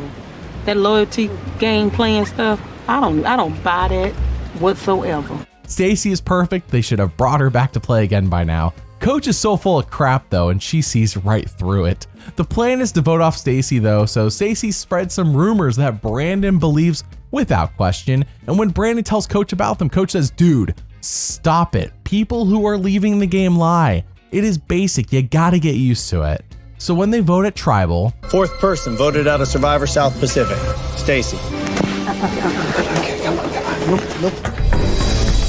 After all that, they offered you a hug. It's not real. That wasn't true. Everything was a lie that was said today. Stacy, the tribe has spoken. Episode 5 sees Stacy go to Redemption Island and tell Christine how the tribe is disillusioned to think everything is hunky-dory, as she calls it, when it really isn't. She says Coach is a joke who cannot be trusted. Yeah, if Stacy can see through Coach's half-truth charade, as I'll call it, this early on in the game, others will catch on too. Now, unfortunately, Stacy does lose the Redemption Island challenge to Christine. Darn. But before she does that, she tells everyone, it wasn't a team. It is Benjamin, Albert, and Sophie. But who's the ending to? Benjamin and Albert. Benjamin, team. Coach. What's his name? What was his birth name? It wasn't Coach. It was Benjamin, wasn't it? And they're children, 26, 22. They over there listen to all the Benjamins, Halloween jokes, Chucky the Cheese jokes. They want it. He going off for loyalty, got them feet. Oh, Benjamin's so loyal to you. Come on. Every day got a story. I wasn't buying it. No. So they trade yesterday, the tribe was all cahoots. Benjamin, let's give a hug. Keep that hug. For me, because it wasn't real. It was bad, dude. Stacy, she said we're all liars. That's disgusting. Stacy just went on a rampage about her. Really? Benjamin is running the tribe. Benjamin. Who's Benjamin? You're not Coach, you're Benjamin. Jeff's so you refuse to dignify him as coach. She's he's Benjamin. His mom named Benjamin. I would call him Benjamin. If anybody calls me Benjamin to my face, I'm gonna go nuts. My parents call me Coach. I've been being called Coach since I was 18. Benjamin getting mad that Stacy used his real name is top notch. I love it. I will not be reading any comments on this video unless they call Coach Benjamin. Albert then talks to Benjamin and says, I found the clue to the idol, but I cannot find the idol itself. Thanks, Albert, for the free clue. Benjamin then does his self-serving prayer, followed by himself finding the idol. So I have to ask, earlier, when he was mad that Christine looked for the idol and said, I still haven't forgiven her for it, is he now mad at himself for doing the same thing? Or is he a hypocrite? Will he be able to forgive himself for looking? I think you know the answer to this one. He tells Albert and Sophie about the idol, and we then see their tribe win immunity. Episode 6 has Benjamin riding high off of his idol find. However, he is worried about Brandon finding out that he has the idol, since Brandon will feel lied to because he was lied to. Benjamin says, whatevs, I will deal with that later. That is future Benjamin's problem. We then see in a secret scene how Michaela used 2 spoons of sugar for her coffee. Oh, the audacity, how dare she? And this sets Benjamin off. He is ticked. I don't want to see pork today. I don't want to touch it. I don't want to even go near it. I'm thinking about taking some of that fat from that jar and putting it over the fire. You just want to eat lard? I just want to get a couple of pieces of fat in my belly. It smells rank.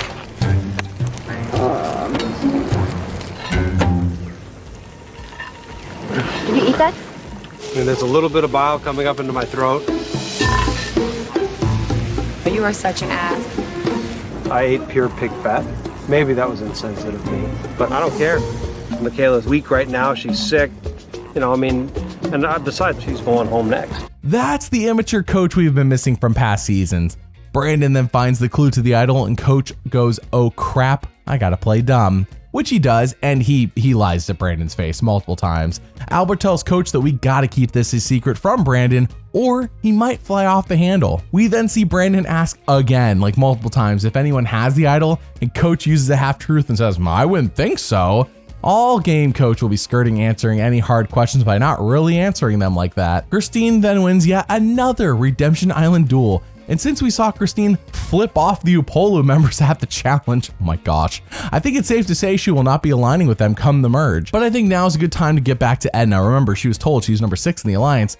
So in response to that, for the past couple episodes, she's just been sucking up hard to Coach. Yeah, that's all she's been doing. Ever since Brandon told me I wasn't really part of the Alliance of 6, I knew that I definitely have to do something.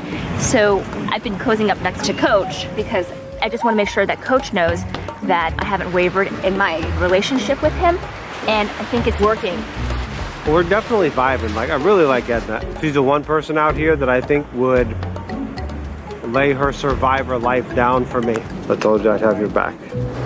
So Michaela's the next to go. You're safe. I appreciate it. We're in a great spot. I'll just tell you that right now, champ. Yep, I'm not worried at all. Good. Are you ready for anything in this game? Of course. You ready to follow me into battle? Yes. Even if it gets ugly. Edna is someone Coach should keep until the very end, no doubt. She's a keeper. Their tribe loses immunity, and Coach blames us on Michaela for missing her shots and not listening to Coach.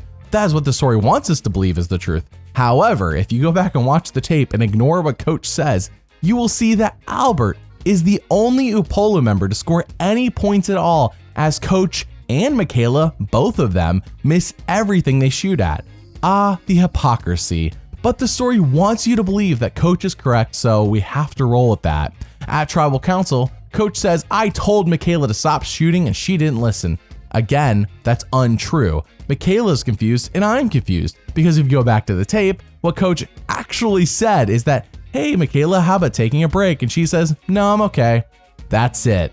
Coach again crafts the narrative to make himself look righteous, even though he is wrong. Coach then explains how tonight's vote is all about honor, integrity, and loyalty. The problem is there's a point of being too honest, and you have to remember that there are some cards that need to be revealed and some cards that you keep hidden for a time, but it doesn't mean that you're being disloyal or dishonest. You know, it's funny because nowadays people get the misconception that we can tell a half lie or tell a little bit of a lie. Oh, it's just a game. Oh, it's just a cigarette. Oh, it's just a little bit of marijuana. Oh, it's just a little bit, that's lasciviousness, because there's no gray. It's black or white, period. 6th person voted out of Survivor South Pacific. Michaela. Michaela, the tribe has spoken. Back at camp, people are worried about Brandon having further outbursts, namely come the merge, that could potentially ruin their games. Coach says, I will get him under control, and he does this by praying with Brandon in a way that just feels slimy, and that may be why it was in a secret scene. Coach is using God for strategy, and it's just so ugh. We then see some Coach Chi while he prays, which just feels like it did in Tocantins, inauthentic, and that is when he decides it is high time to stage an idol find. So right now, Sophie, Albert, and I know that I have the idol. But people like Rick and Brandon, Edna, want to find the idol. So we've got to pretend like, look, we found it. Father, we just thank you, Lord, for keeping us safe. Father, thank you, Lord, that we're going to find this idol, Father God. This whole prayer thing, for me, it doesn't weigh as heavily on my mind because I'm not the one speaking the prayer. I find Coach to be a little more questionable when he actually is the one saying, dear God, help us find the idol, when he knows he has the idol in his pocket. It gives me a little bit of an icky feeling. What we need to do is we need to just make a quick detour before we go back to camp and grab the idol, come back and just say, this is our day. This is our day. Yeah. Take a look. Get over here, guys. Take a look. No way. Woo! Look at that, baby! We actually all said a prayer, asked God for help to find the idol, and we just here, we found the idol, not even 5 minutes after we got done praying. Pray together, stay together. Awesome, brother. It's definitely an advantage having the big guy upstairs on your tribe. Wow. The absolute religious manipulation by Coach is straight out of the Cult Leader Handbook and not at all how the Bible says a Christian should live. I want to be very clear about that. This is not at all how the Bible says a Christian should live. It is so gross to watch. Everyone then paints themselves up for the reward challenge, which is to watch the infamous Adam Sandler movie, Jack and Jill, a real trash fire of a film. His tribe wins, and when they do, he forces them all to kneel and pray. Again, it's just like, it's so, ugh. I mean, this is right after the idol find scene, and it is hard to watch. But don't worry, Coach is a returning player, so he already knows when they go on reward that he has to talk up the Jack and Jill movie for the show as if it were an 11-time Oscar-winning film. We move on to episode 8 where Ozzy's on redemption. What the heck? I gave pretty much everything to my tribe, and then we lose one challenge because somebody can't operate a clip, and that ends up being the person that sends me here. You play the idol, you don't even... I know someone else probably knew that you had it. As far as I'm concerned, tribe boundaries, I mean, if we're at the merge, they don't exist anymore. It's all 1 for 1, and whoever sticks together from this point on makes it farthest in the game. But I thrive under the pressure to come back in the game for revenge, basically. Coach and Albert saw right through that bad acting, and good for them. Ozzy beats Christine to re-enter the game, and the tribes are tied up 6-6. We see in a secret scene, Cochran telling Coach that he feels like an outsider on his tribe, and this causes Coach to go, we either have a double agent or someone who might actually flip to my side. Either way, I gotta take my shot. Here's the thing. I'm gonna tell you right now, our tribe has a budget. And I feel like you guys are trying to play us, okay? You guys came up with a story. You guys sent Ozzy to redemption. You got an idol in your pocket. Okay. And knowing that Ozzy would win redemption. It was a risk, but you knew that Ozzy would win redemption. Right. Okay? Okay. If all 6 of us vote together, there's a 1 in 5 chance that you're going to be drawing a black rock. And so will I. And that's a way to play the game. There's a line in the sand. Come across that line. All in all, what I took away from Coach is that he's an incredibly intelligent guy. I mean, I've watched him, always viewed him as this eccentric dragon slayer who talks about wizards and, King Arthur.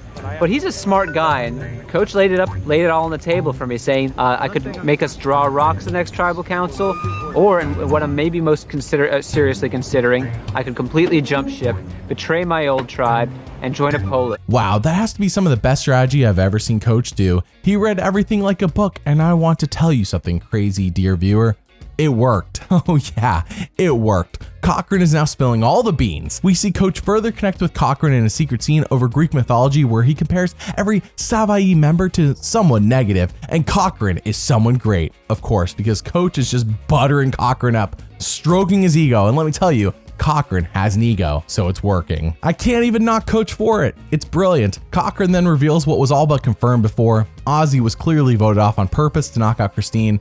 Yeah, that adds up, but let's be clear, Christine wasn't going to align with Apollo, so either way, it didn't really matter. We then see Dawn and Ozzy win immunity, and I have to say, the numbers are heavily in Savai's favor. Now, what does anyone think about anything this episode? Well, if your name isn't Coach, Ozzy, Cochran, or Dawn of all people, then the show does not care. This story for this episode is all about those 4 people for now. Cochran is worried that his flip could cause Savai to physically hurt him, and Coach says, you can sleep next to me tonight, and I want to let you know that by flipping on Savai, you are the nerd beating up the bully. Wow, Coach is working over Cochran perfectly. We then see Coach and Ozzy talk, and I wanted to play this game so bad with you, man. Yeah, and I mean, you still have an opportunity to come with us, and I would guarantee you, coming to the end with me, I would screw my tribe over. This could possibly secure the top 6. We have the numbers on our side. And I hope Coach sees the writing on the wall. I will basically guarantee Coach the final 2. Not really, but of course, that's what I have to tell him. Dude, was I born yesterday? Absolutely, Ozzy. Let's play this game together and let me just vote off my tribe. Nietzsche once said that when you have more arrogance, you have less wisdom. I really appreciate you talking to me, especially since you hold all the...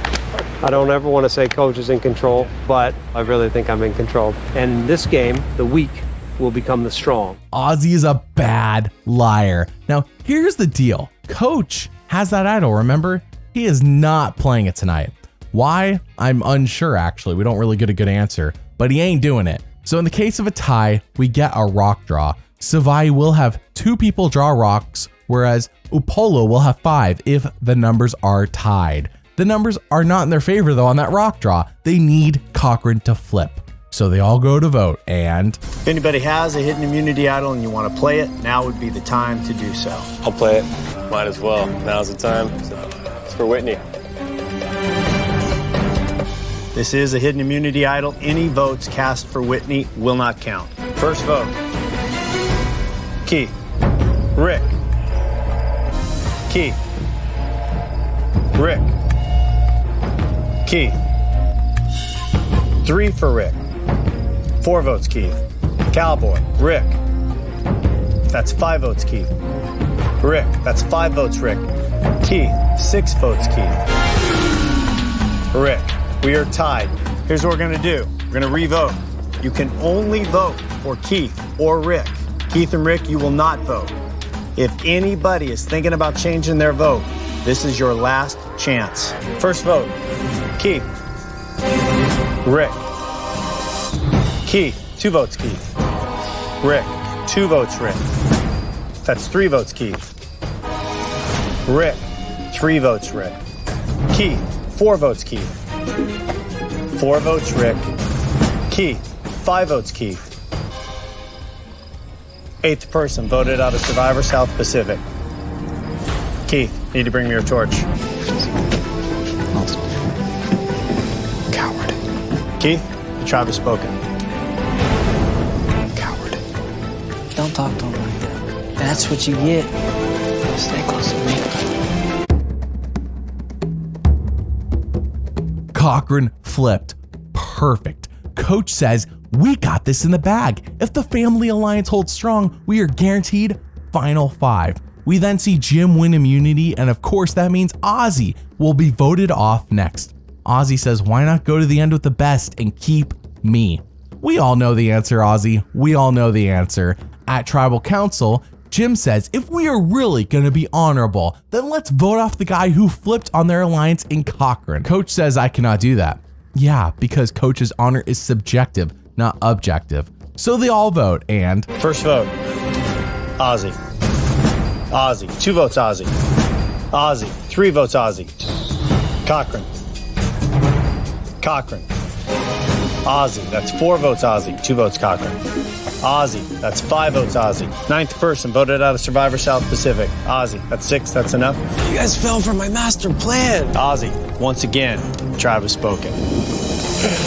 like last season, I think we're about to witness a steamroll. A 7-3 advantage is pretty huge for Upolu. Savai is done. At the immunity challenge, Jeff says if you sit out, you can eat. So all of Upolu sits out, plus Cochran, and it looks so cocky. The Upolu tribe is now painted as the villain by the edit. But I must add that Coach really wants to compete in this challenge. He really does. I gotta pick up on the obvious. Everybody is celebrating except Coach. You look like you just got the worst news of your life.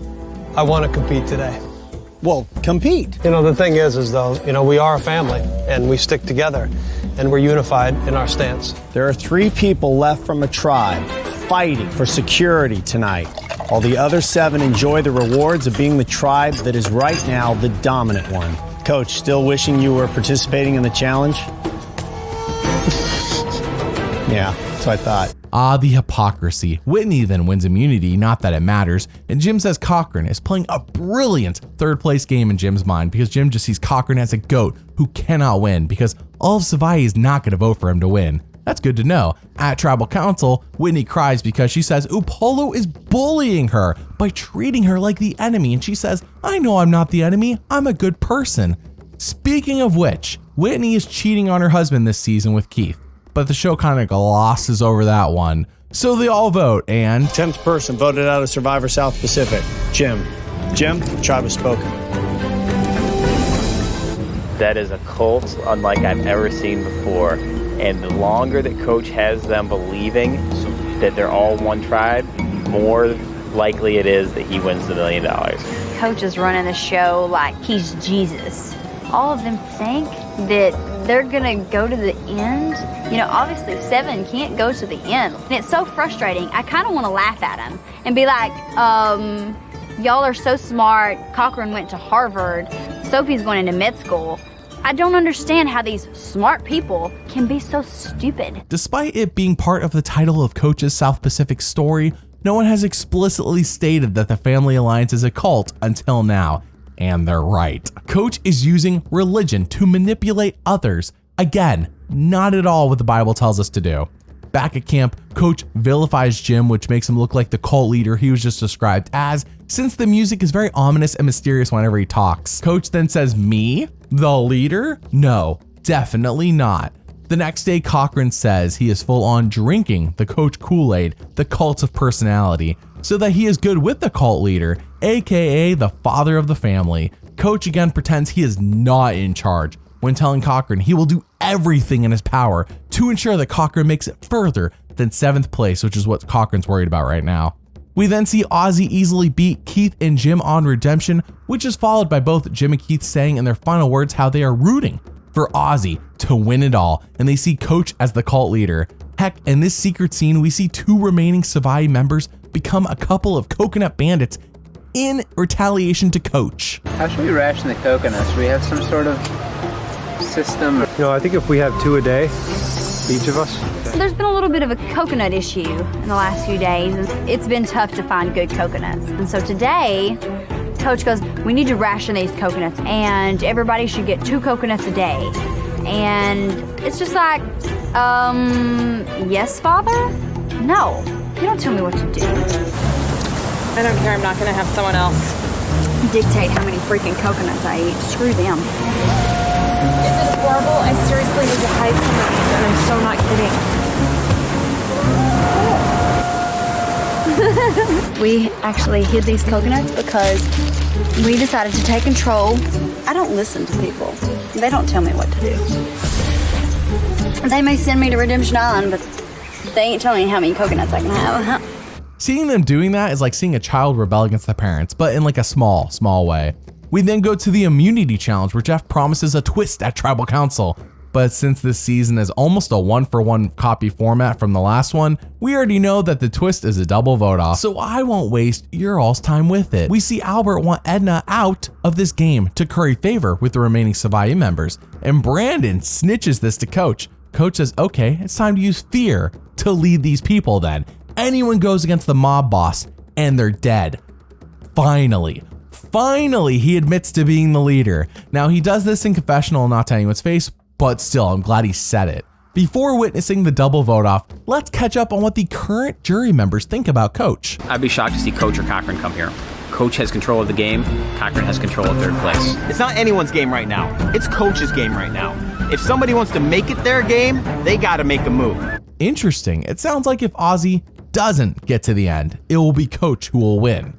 We then see Dawn voted off, and Sophie wins immunity, and Whitney is voted off next. All of Savaya is gone, minus Cochran, of course. Cochran then explains how this tribe is like a cult family. There has kind of always been this cult-like quality to the Apolu family. Just hearing the word family over and over, you can't help but think of Charles Manson and the Manson family, and the family that committed so many heinous murders. I don't want to be Sharon Tate in this scenario, and I need some sort of plan, or else I'm going to be exterminated. I'm going to be given the poison Kool-Aid and meet my untimely death. And I'm hoping reminding my tribe mates of the risks I took will convince a few of them to vote my way. That ominous music gets me every time. The storytellers are leaning hard into letting you know this alliance is the enemy and Ozzy is our hero, because oh yeah, over on Redemption, every time we see Ozzy, it's like the most heroic music ever. He's like getting this amazing edit that just lets you know he's the golden child. He is the survivor. Cochran then pitches to Apollo to keep him over Edna, and why not just keep them both? I think Coach can beat them both easily at the end. Vote off Albert, Rick, or Sophie instead. Brandon, Cochran, and Edna will stay loyal to Coach, in my opinion. We then see Ozzy beat Dawn and Whitney easily in the Redemption Island duel, so once they are out, I think Cochran will go next, unless he works some kind of magic in the next. And I think, as of right now, I think Coach will win, unless somebody steps up and has the balls to take him out. I hope Ozzy goes to the end. I do too. Wins $1 million. I think he can do it. I think he's got legs for it. You know what? I want to make them feel as bad as possible. They ran their little gauntlet of us, and now they have to pick apart their so-called super strong 7.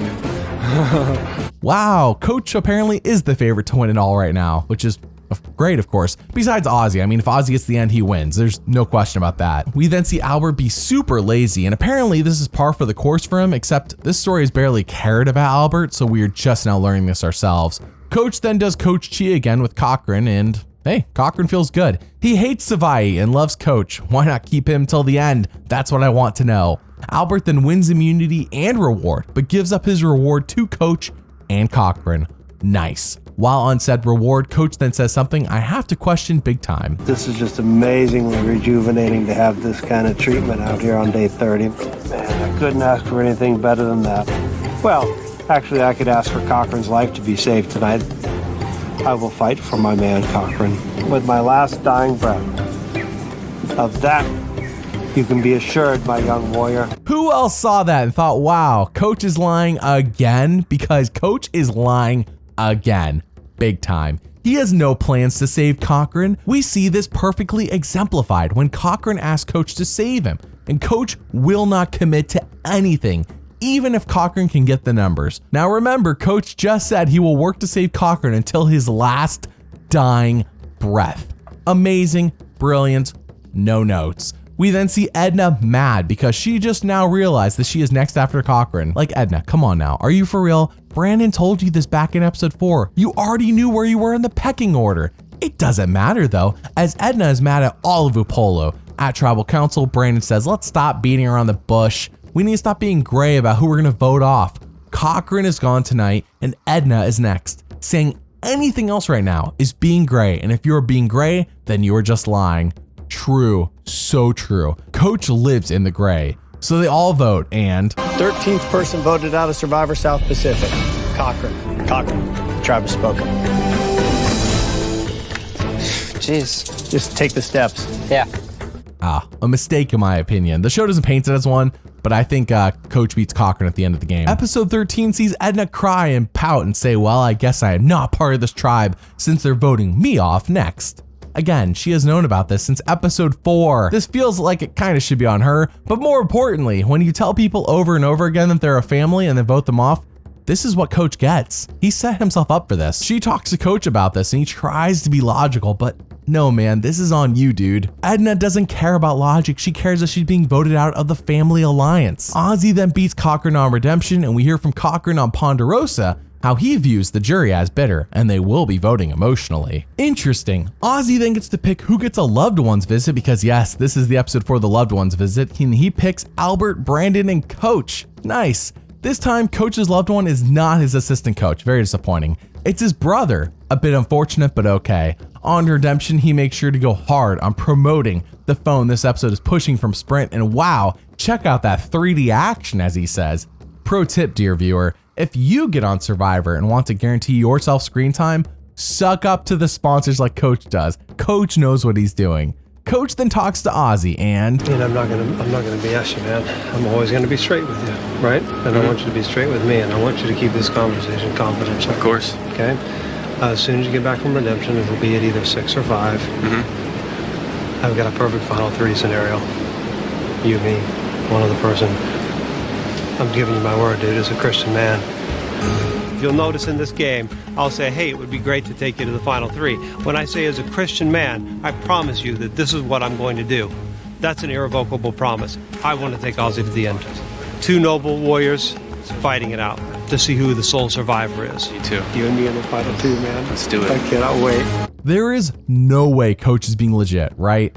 I'm conflicted though. I know Coach is not really a Christian, or at least his actions do not reflect this. Like if he is, there's nothing here on my screen showing me that he really is. That's all I'm saying. But I think Coach thinks he is. So is a promise from a Christian man a real promise if it's from Coach, or is it just another scummy game move that he's not admitting to? I have no idea. I'm conflicted. Like really, I don't know. Brandon's dad, aka Russell Hance's brother, then tries to bully Coach into keeping Brandon to the end. Coach hates this and just says yes to appease him and escapes the conversation. He says the Hances, they're a bunch of bullies. We then see Coach win immunity, and Edna says if we're really about honor and integrity, they aren't, Edna, get with the program. But still, Edna says if they're really about honor and integrity, then Brandon should be voted off for how he treats others because occasionally Brandon just goes off the handle. Coach says you are right, but he can't get the numbers for anyone else to go out of this game. Untrue. We then go to tribal where Coach drones on again and again about honor, integrity, and loyalty, and the jury just looks baffled and tired of the nonsense. So they all vote and 14th person voted out. Edna, that's 4, that's enough. Need to bring me your torch. Edna, the tribe has spoken. Episode 14 and that 5-person family alliance did it. They're now the final 5. Again though, I think Coach screwed up. He should have taken Edna and Cochran to the end. Albert says, I'm not worried about going to the end with Coach because he has been seen as the cult leader and I can easily beat him come the end. We then see Ozzy beat Edna on redemption and I'm probably rooting more for Ozzy than the majority of the Upolu remaining tribe member. And with the exception of Coach, despite last night's tribal council, I still feel he has the most integrity in the tribe. Cochran is the only person not rooting for Ozzy so far that's on the jury. Sophie then talks to Coach and says, we have to send Brandon to face Ozzy. If we let him and Ozzy be in the final 5 together, then we have like no chance of winning immunity and controlling our own destiny. Albert then talks to Coach and says, we have to vote out Sophie. If she gets to the final 3, she can talk her way into a win. Coach blows this off, but Albert is right. Sophie hasn't burned any bridges and she is very smart. So Albert and Coach then talk about voting off Brandon and Brandon will win. Because when it gets down to the end, okay, how you doing? Good. A little bit nervous. What's the conversation? Come on, man. Don't sound like Russell. We just told you what the conversation was. We're talking about jury votes. No, I'm just saying, don't tell me if we say one thing. I don't want you to come in here and try to bully us, man. Like, seriously, you've turned into a bully. We were just talking about jury votes and how the jury thinks. And then you say that that's not what we're thinking about. Don't play like that, man. That definitely hurt my feelings what you just said, bro. Well, I know. I was just telling you the truth, man, because I don't feel like I've acted like Russell the last couple of days. The apple never falls far from the tree. And meeting your father was double confirmation of what I need to do for my next move. Cheer up, brother. I'm good, man. I can't eat any more coconut. You sure? Thanks. Cheer up, man. God's got everything under control. the way Coach gaslit Brandon and then played victim is amazing. The worst or best part, depending on your point of view, is that Coach is being sincere. Brandon has done nothing wrong, but Coach still sees himself as the victim. Brandon then wins immunity, thanks Jesus, because I need to add, by the way, Brandon is the only one in this alliance actually trying to be a Christian, whereas everyone else, except maybe Rick, because I don't really know anything about Rick, maybe Rick is too, I cannot speak on Rick, but Albert, Sophie, and Coach are definitely not trying. Brandon thinks the final three is him, Albert, and Coach. He says, Coach, I want to give Albert my immunity necklace because I know you're never going to vote me off. We're final three buds. Coach goes, whoa, whoa, whoa, whoa, whoa. I didn't say that. I will do whatever God tells me to do. It's so gross how Coach is supposedly letting God direct his strategic decisions when we know that is not the case for him. We even get the ominous dark music again throughout this entire scene. So at Tribal Council, Brandon immediately gives Albert the necklace, which has Coach stroke his beard. And it's like Brandon learned nothing from Eric doing the same thing, I think at the same point in Micronesia. Brandon then goes on to tell an honest, heart-wrenching tale of how he used to be in a gang and he would be the only loyal one to take a bullet for anyone, and the other members would just wuss out in almost every circumstance and leave him hanging. Jeff says, could that be happening again tonight? Wow, the comparisons here are brutal. Albert says, I'm not giving Brandon the necklace back because he says Brandon is not going to be voted off. So they all vote and... First vote, Brandon. Sophie. Brandon. We're tied. 2 votes Brandon, 2 votes Sophie, 1 vote left. 15th person voted out of Survivor South Pacific. Brandon. Brandon, tribe has spoken.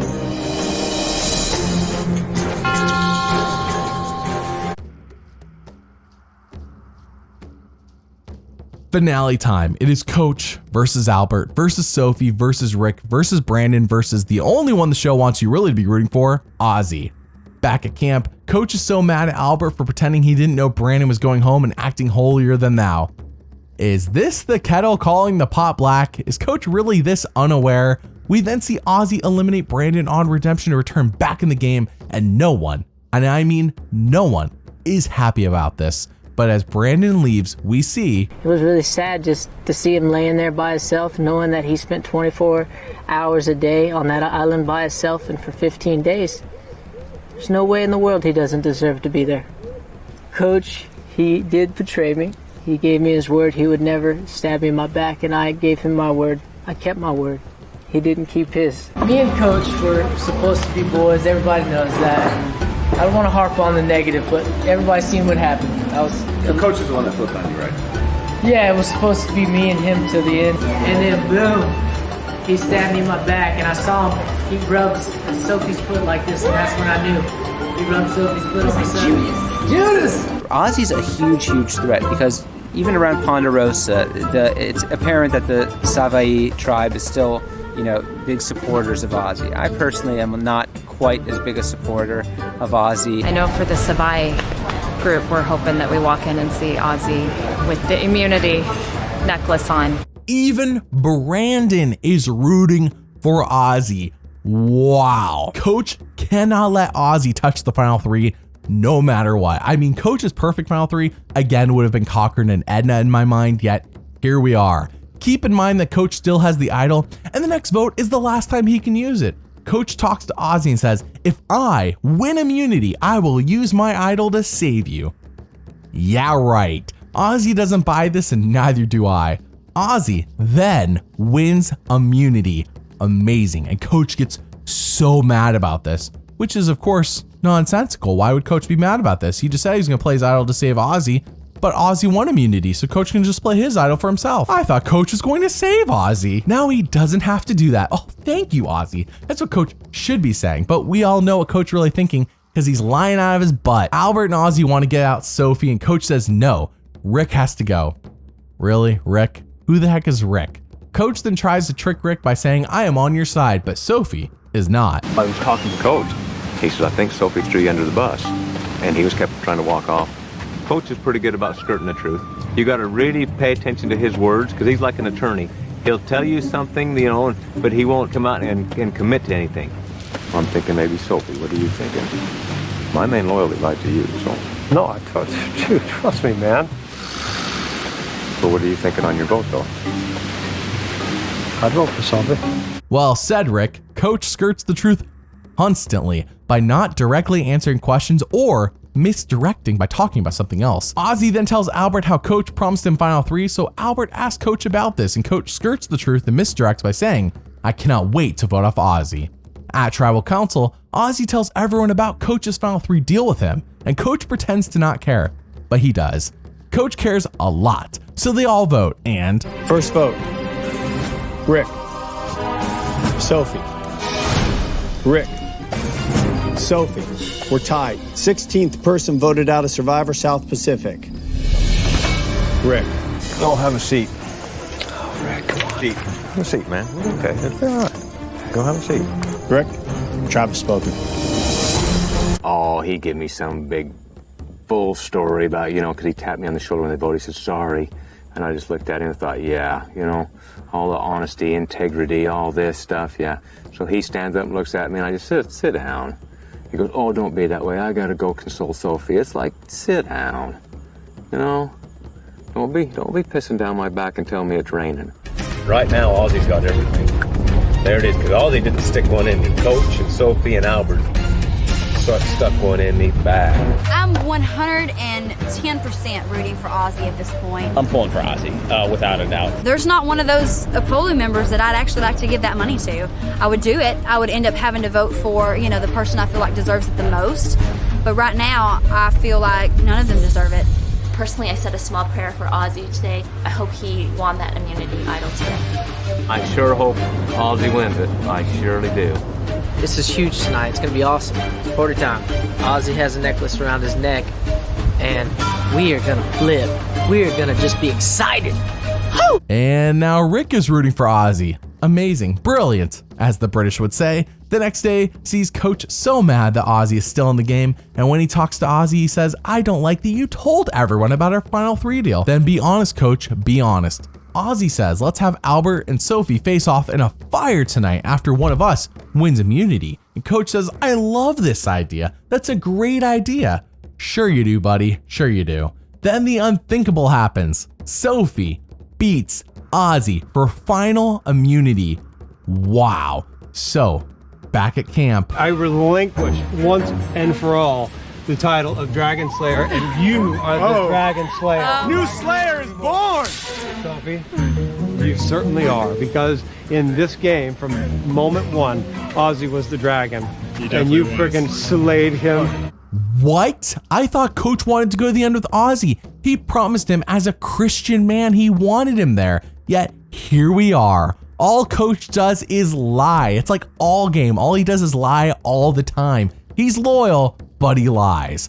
Ozzy tells Coach if he really wants to be honorable, then he will let Ozzy face Albert in a fire-making competition. But you and I both know Coach is not honorable or honest. He's somewhat loyal, but it's all circumstantial even in that case. So they all go to vote, and Pride comes before the fall, my man. Hope you learned a lesson in humility. Because I am the new Dragon Slayer. 17th person voted out of Survivor South Pacific and the 9th and final member of our jury. Ozzy, need to bring me your torch. Third time's a charm, baby. Ozzy, Travis spoken. Frankly, the jury hates all the remaining players in the game. I don't necessarily hate them as strongly as my fellow jurors do, but the fact that there's so much hate, so much bitterness means that this is going to be a really explosive final tribal council. I have heard every single story from, I've got this debt, I've got this orchestra. I've heard every single sob story. Everybody has a sob story. I actually have the feeling of like resenting that Ozzy's not in the final 3. I really believed in my heart that there was kind of a destiny. I felt like everything was falling into place yesterday. Seeing that immunity necklace yesterday, today, it almost made me like lose my breath for a few minutes and try to figure out what's this mean, because it wasn't what I planned ever. yeah, I don't know. The way everything was being built up seemed like that was the only satisfying result, was Ozzy winning, and it didn't happen. So now who wins? Back at camp, Coach says voting off Ozzy was a no-brainer. Okay, now that was honest. He then recaps how in Tocantins and on Heroes vs. Villains, it was the birth and death of the Dragon Slayer, and now he wants the win. It's actually a nice moment to see him reflect back on those seasons, but then again, I think this secret scene is funnier to show you. That husk is no good. It's not the spark Sylph, it's the husk. I think Albert's been able to hide really well. He's pretty awful at fire. It's like I'm doing exactly right. Like, he kept saying, oh, I would do it, but you know, Sophie wants to be the hero. Sophie wants to be the hero. I figured your last day of Survivor, man, day 96 of your career. Whatever, dude. You were the one that was saying, I can make a fire. I want to see you make it, man. I was going to. She wants to do it. It's okay. I don't mind. You're saying it like you could start it in a second. I would like to. I don't want that away. If you could get driftwood with urgency, that'd be good, Albert. Albert, do you know how to get driftwood? I just driftwood. You know where it is? No. It's down at the beach. I can run. We have fire! All thanks to Albert. Albert was the man this morning. He was incredible. Really appreciated all of his help.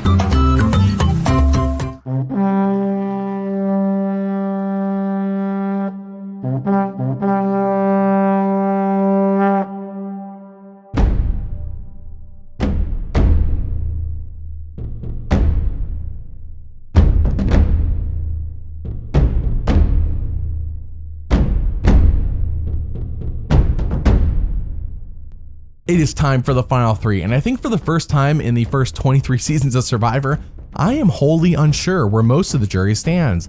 Obviously, they were rooting for Ozzy, but that got busted. Early on at Ponderosa, we saw Jim and Whitney both say Coach has this in the bag, but that was literally weeks ago for them. Is it still true? Cochran, in my mind, is the only locked vote for Coach because he's been the only one not rooting for Ozzy to win it all. We have 9 jurors, so Coach will need 4 or 5 of them, depending on the split, to win. So he starts Final Tribal with... I just gotta say, wow, I mean, I really can't believe I'm up here. When you look at the beginning of this game, Redemption Island is built for somebody like Ozzy, you know, because, you know, he's great in challenges and, you know, Coach is a bit of a character. I had an uphill battle coming into this game. And the first time I played this game, I played with arrogance and self-righteousness. And I tried to do something different this game. And that is I tried to lead with compassion, love, appreciation, and respect. And I don't think a lot of leaders do that. The best thing about this journey is that instead of fitting everybody to my journey and my plans, I just looked at everybody that was around me. And you know what? When you open up yourself to others, you receive it tenfold. And I'm truly blessed to have gotten a piece of each and every one of you through this game. Thank you. Not bad. He was correct that he had an uphill battle and that he tried to play differently. Ozzy is the first juror to speak and he says, hey, this jury is up in the air. No one is a front runner right now. Coach, I'm gonna need you to be honest about how you play this game because it was never honorable. Now, Coach is honest when he says, I was conflicted constantly. But Coach is clearly not self-aware enough to recognize that he himself got himself into those spots and therefore was lying to himself all along. Either way, Coach lacks confidence in his gameplay and looks a lot like Boston Rob Circle All-Stars here. Not a good look, by the way. We then see Jim talk to Albert, which is not important, so we move on to Dawn, who talks to Sophie, and Before I came to this game, I said, I wish I was a man because men in this game seem to be able to get 2 young girls to follow them to the end, and that's something I can't do. And when I met Coach, I saw him as the equivalent of a young girl. He was someone who said to me, my loyalty is worth more than $1 million. I want to come out of this game restoring who I am. That's a guy who's not going to write my name down. wow, holy crap, Sophie is ruthless. Coach took that one on the chin. Though I am not sure he really could say anything in response to turn around the girl comment. I think you just gotta kind of move on from that one. We then see Rick talk to Coach and he says Coach's honor was a load of crap. Yes, it was. Coach apologizes and keeps it short, and that's it. Rick seems like the kind of guy though where you'd want to keep your answer short. He's not big on talking, which may be part of why he rips into Albert, who does talk a ton and they never got along, and says the way you lied to Brandon about that necklace when you took it off his neck and then voted him off was despicable. Speaking of Brandon, Coach compliments him, strokes his ego, and Brandon forgives him. Hey, Brandon might be voting for Coach now. However, Brandon rips Albert a new one as well for the necklace thing. Holy cow, Albert cannot catch a break. Whitney's next and she says Albert is sleazy. Again, Albert cannot catch a break. And Coach, you use Christianity to manipulate and cause fear in others. It was disgusting. True, Whitney, very true. Edna then comes up and states that, hey, we all volunteered to play this game about lying and manipulation. And as it turns out, she is impressed Coach used religion to do this. So I guess Edna is a vote for Coach. We then see Keith come up and ask Coach about the individual immunity idol. You did not play it at all. Were you going to use that immunity idol individually or for the team? Sure. I did think it was a tribe idol. The one time that I would have played it was at the 6-6 merged tribal council. And I didn't play it because I didn't need to play it. Can I just clear something up about the idol too? The idol was actually not found the way that Upolo thought it was found. Albert found the clue with the help of Coach and I distracting the team. Coach then found the idol, and we originally thought we would keep it for the 3 of us. And then it got to the point Brandon was hunting anything for an idol that wasn't there anymore. And so we staged a discovery of the idol. Holy crap, if Coach had won back Brandon's vote earlier, it's gone now. Sophie timed that reveal perfectly. It means nothing to the Savai tribe. I mean, they weren't even there, but it means everything to Brandon. Cochran then compliments the cult Coach formed and says, hey, even I was into the cult of your personality. Though you did say the word honor so many times that it now means nothing to me. Now that is all 9 jurors. What if all 9 of them split their votes evenly between the 3 finalists so we got a 3-3-3 tie? How would Survivor break that tie? Anyways, I think Coach lacked confidence in this final tribal, and it's not helping him. It's not how you're gonna win. So at the live reunion, Jeff reads the votes. Unfortunately, Ozzy is not up for the $1 million. First vote. Coach. Sophie. Whoa. Coach. Sophie, we're tied. Coach. Sophie. Sophie. The winner of Survivor South Pacific, Sophie.